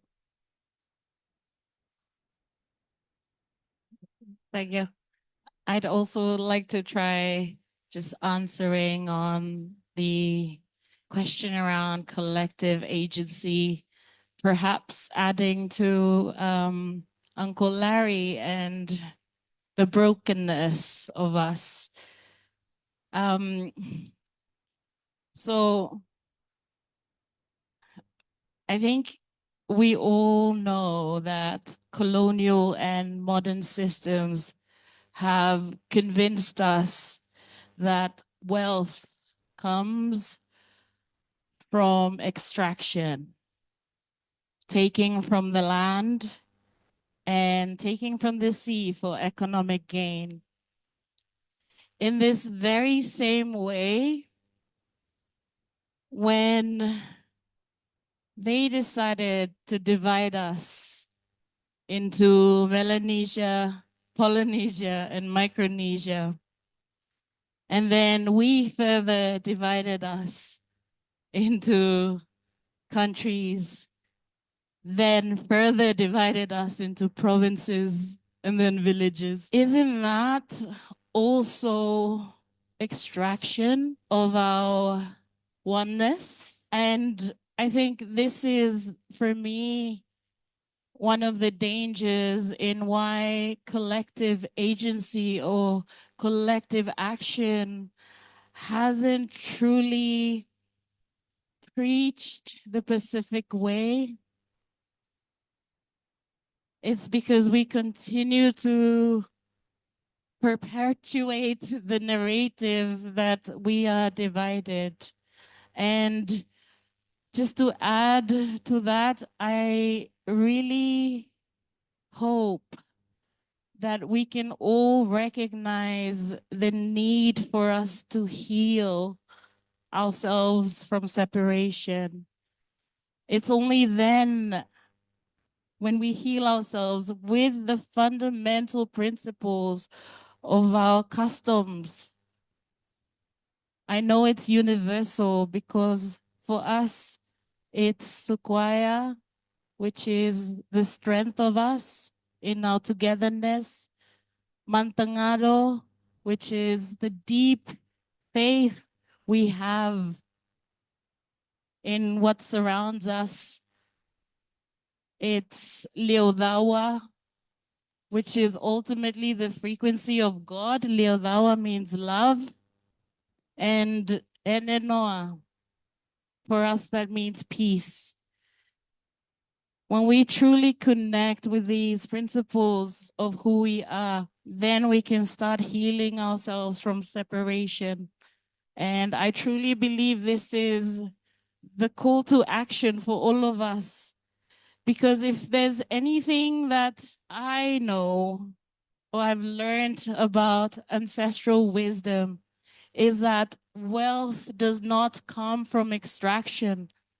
It actually comes from protection. And I know each and every one of us here, we all have heard stories of how, the wealth of our gemstones have been hidden, or like the wealth of knowledge for North Pacific is buried deep within the Mariana Trench.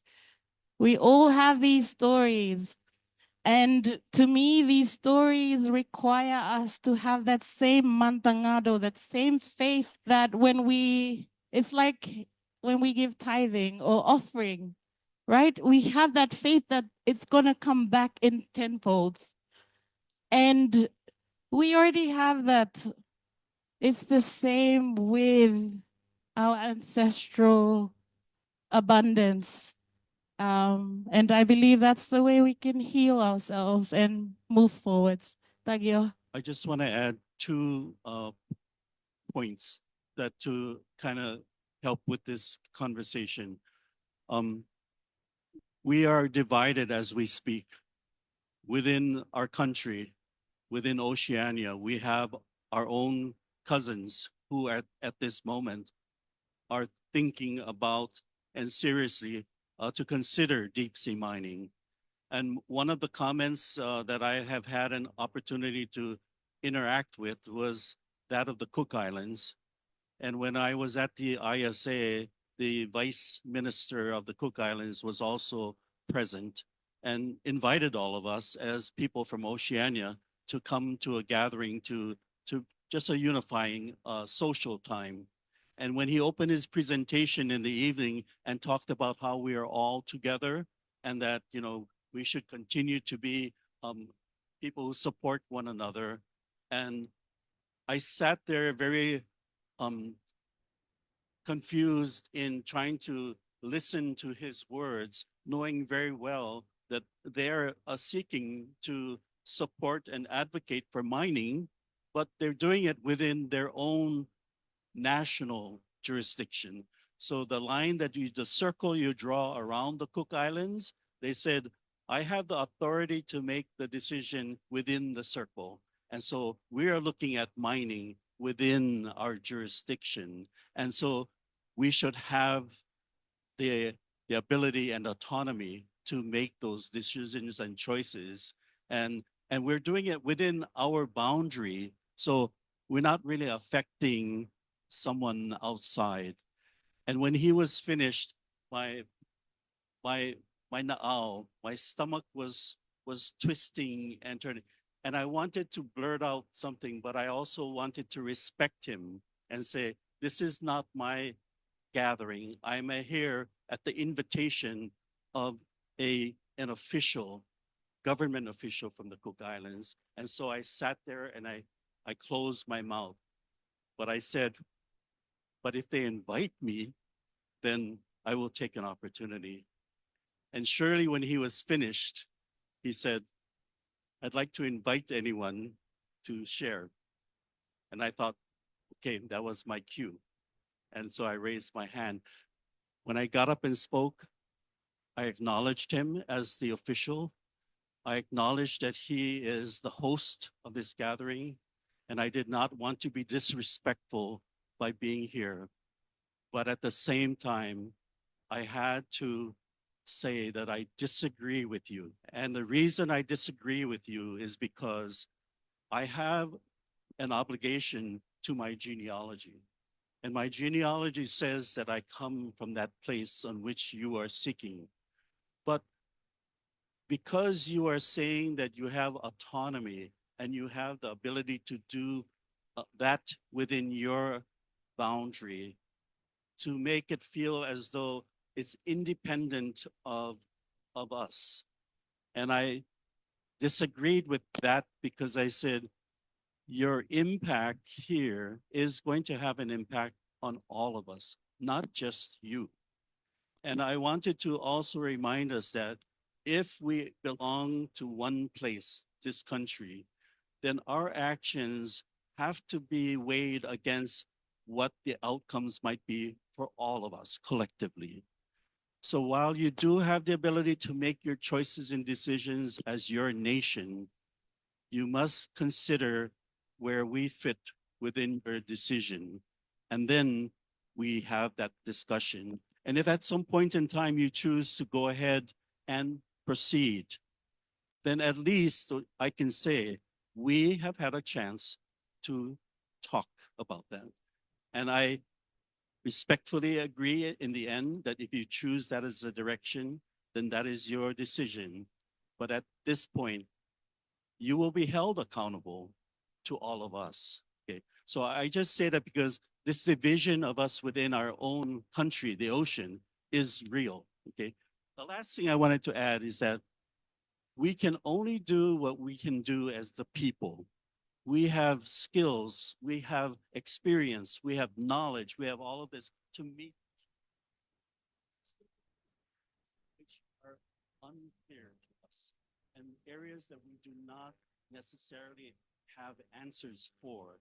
And I want to remind us all that we as a people from the ocean, which is our country, not only weigh our existence to our wealth of knowledge and experience, but that we come also with another layer, and that's the layer of the mana, the spirit.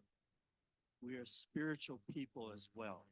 And there are going to be times that we cannot understand how to be involved, how to find answers, whether or not this is the right direction versus that. At those times, perhaps it is going to be our kupuna and the mana and the spirit of our kupuna that will help to give us instruction. And I believe in that. So, but I want to say that we need to take all of that with us, and then we can find solutions. Any other question from the floor? Yes.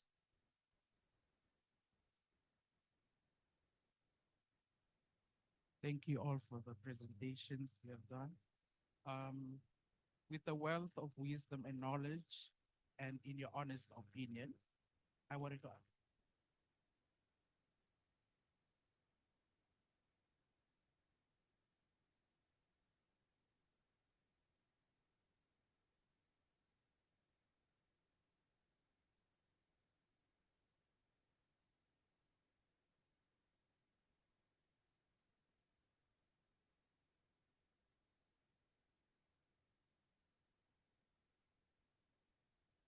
Who did you direct the question to? Anyone. To anyone.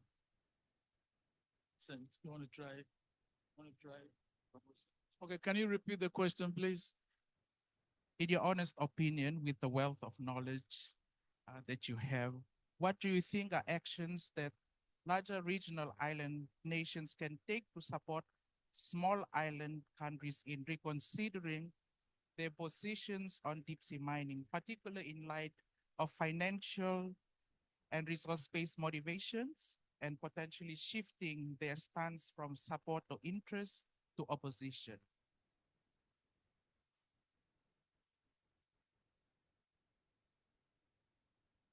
I'm so sorry. Does anybody really? Maybe I'm having a little hard time hearing you. But if you can simplify the question for me. What do you think are actions that larger regional islands can take to support smaller island countries in reconsidering their position on deep sea mining? Okay. So, from I think I get that part. And if that's the part that you're asking, what can we as small island countries give to the larger continents in terms of knowledge? Or is it the other way around? The other way around. For bigger countries to tell us, The smaller islands? The actions that larger regional island countries can take to support small island countries in reconsidering the position on deep sea mining. Okay. I'll let someone else answer because my thinking is that I don't know what they'll give me, the larger countries. I see it the other way around, that this period of time of 500 years since somebody came to these lands. There was another period of 2,000 years that existed. Do I forget that? No, my common sense says that's, so we can talk about all of this all night, but I just know that it's difficult for me to understand what the question is coming, what I can learn from a bigger country in terms of deep sea mining. I remember I said I'm fearful of this ocean because I own nothing of the ocean. If I cannot honestly say, in my culture, when you put your hand to something to work on it, you can lay claim to it. But how can I lay claim as I own my grandmother? This ocean was here long, long before I came. And so I think island countries, small like ours, we have a lot to share with the big people. Maybe my brother here has an answer.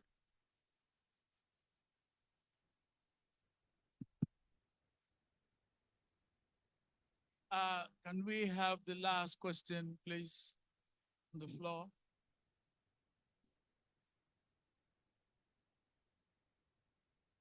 Yes. Oh, I got beaten by somebody. Yes. Jonan Garagili Yanangi Giliyani, Daragala Garagi Gari Fangani Kuni. Good everyone, thank you so much for all your wisdom. We stand on your shoulders as young peoples. Because of you, we have what we have today. And I just want to say that and just acknowledge all the work that you have done. When I say Jaragala Ngaragi Ngari Fangani Kuni, I share my language from the First Nations peoples of Australia. I'm a Kuniindi Gajarong Yulu, Kuniindi Gajarong man. And one of the questions I wanted to kind of, I guess, end our deadly yarn today is because in this room sitting right now is so much inspired, empowered young leaders.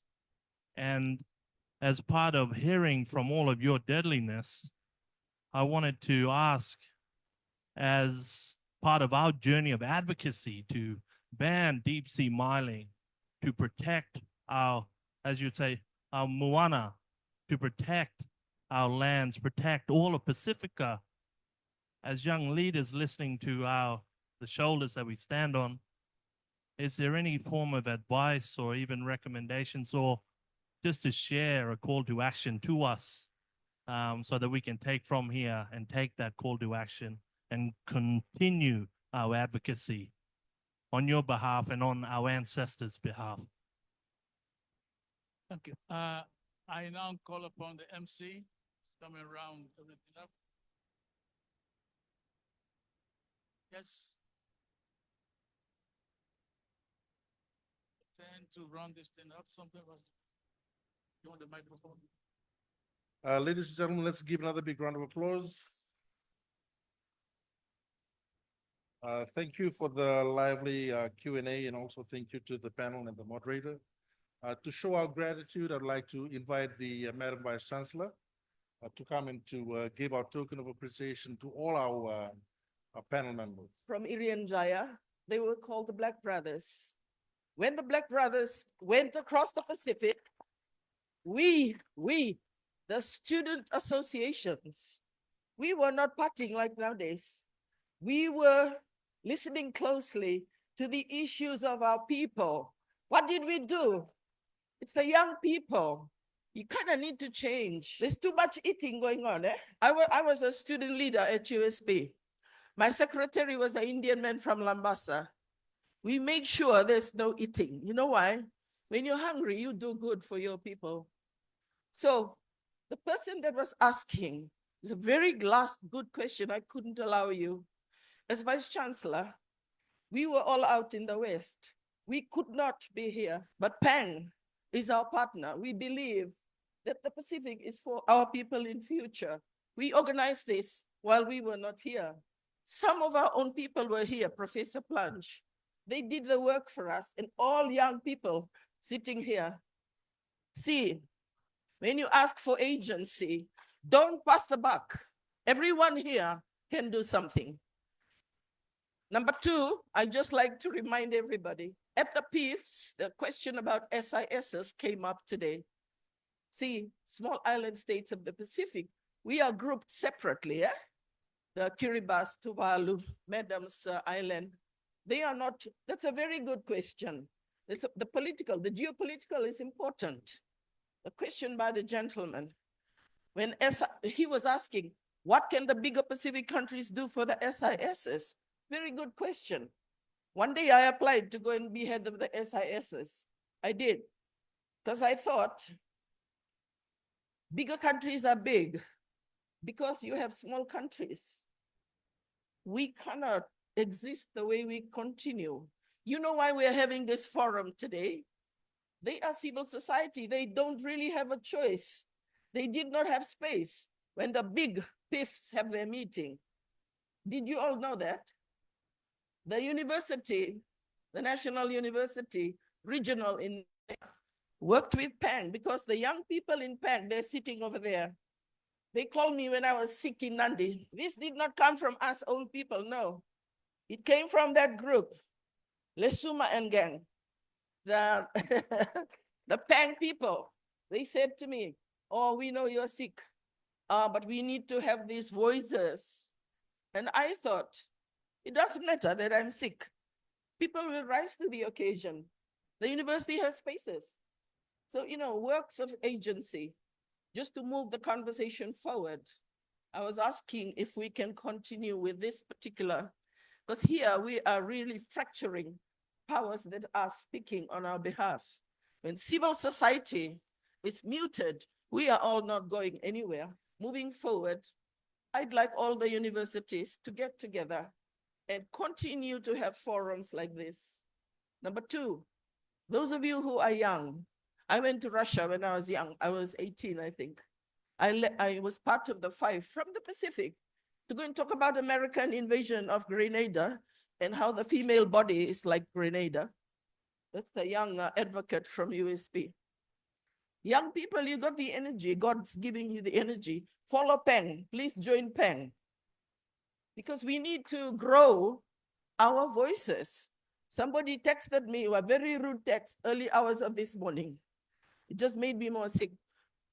But it's a good question. Eh? They said, who's going to speak over there? And I said, gee, we at the National University can do our part, but we all are called to protect our ocean. We can do our part, women's group, church group, youth group. We all should have our voices recorded.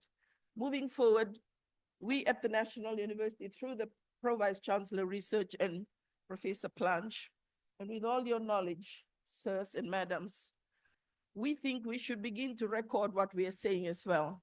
Yeah, we'll see how we do that. But I must just say thank you to the Honorable Lenora who's left, to all of you important people here. We think that those who turn up really care, and thank you for caring. Look out for the next Vice Chancellor seminar. It's even better if the student associations of the 3 universities call something together. What about the women's groups? Eh? We funded the Black Brothers to come. Yeah, we went to Russia to advocate for peace. We are young people. It's a special time in life. A Pange leader, Lesuma, and I see the head of Piango sitting here, my relative from Tonga. All the money is there. SPC is not here. Can you all get together? We will all support each other, but the way forward is to also listen to civil society. I really, in my headspace, I couldn't entertain this, but I thought, did we come to 2025 only not to hear the civil society voices? We are not developing as a people. The Pacific needs to hear all of our voices, particularly young people too. So on behalf of all of us, before I give the prizes, the thank you gifts, our offer to all of you, good people, on behalf of all of us, please stand up because I'm weak. Come up and help me give the prizes. Don't go out yet. These are the young people that got out of our sickness to agree to have this while we are not here. So thank you so much, Lesuma and company.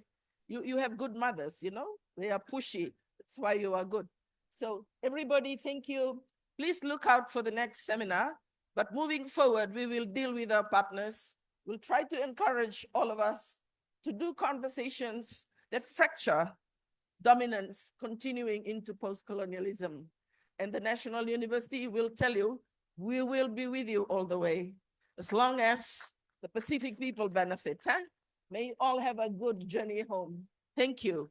As we come to the close of our program, we'd like to invite Coordinator for PANG, Mr. Joey Tau, to deliver the closing remarks. Considering time very quickly, on behalf of the Pacific Network and Globalization, PANG, and our collective partners, Piango, the Pacific Conference of Churches, and other regional and national civil societies present, first and foremost, we'd really like to thank our gracious host, the Vice Chancellor of the Fiji National University and your office. Thank you so much, Vinaka, for extending your mat to have these sort of conversations. And thank you for reminding us that knowledge and expertise do not just sit within formal institutions such as the forum, or within institutions. We have knowledge that also sits out of these formal institutions. And also thank you so much for inviting our distinguished guests. On behalf of the collective, we would also really like to thank our distinguished panel here. Thank you so much for sharing. Thank you for making time. Thank you for traveling, leaving your homes to be with us. Thank you for sharing your love, your knowledge, your wisdom, and I think challenging us and calling us to act. We're really grateful, and I'm sure our hearts are open. You've opened up this navigation, Larry, and I'm sure most of us present here will take this home, and we hope it will have ripple effects for the future. Before I close, it is only fitting that Larry opened up this space, rather opened up our hearts to accept and acknowledge their sharings and their wisdom. If I could ask Uncle Saul in protocol to close this space with a Hawaiian chant. But again, thank you very much for turning up. Vinaka. So again, Bula, thank you very much for honoring us and giving us the privilege to come here and spend time with you. I want to acknowledge in our countries collectively, we open up with a traditional chant, and I want to thank Larry for opening. And what I'd like to do is I'd like to then bring closure for all of us tonight. So I want to share a chant that talks about hospitality. Okay? When we go and we visit another place, we learn about those places. We're taken to their hills. We learn about their beautiful endemic plants that belong to these wonderful places that we live in. And then we learn the stories of those places by the kupuna that are there. And then what comes in the very end when we depart, we're appreciative of having been cared for in these new places with our families and friends that stretch across our country, which is Oceania. So I'd like to close this chant by saying that this is a chant that honors our host. And then it is to ha'a myself, meaning that I lower myself so as to elevate you, to give you a place of honor because we appreciate this. So if I can give you this beautiful chant to honor you, and that we will ha'a ourselves and we lift you all. Okay.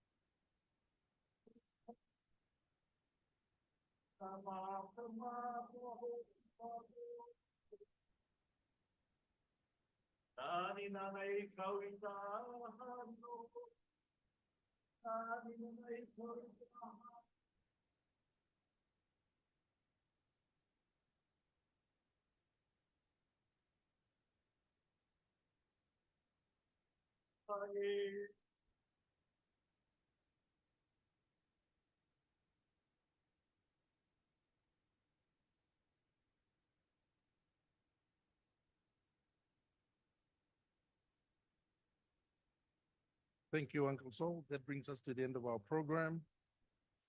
We acknowledge everybody for making time to attend the seminar in person or via Zoom. We invite those present here with us to join us for refreshments, where we will have a chance to network and continue discussions. Our gratitude to the organizing team from OBC, DMC, and ITS, and have a safe journey home. Those of us who are remaining here may come up on stage for photo sessions with the panel members and with the moderator.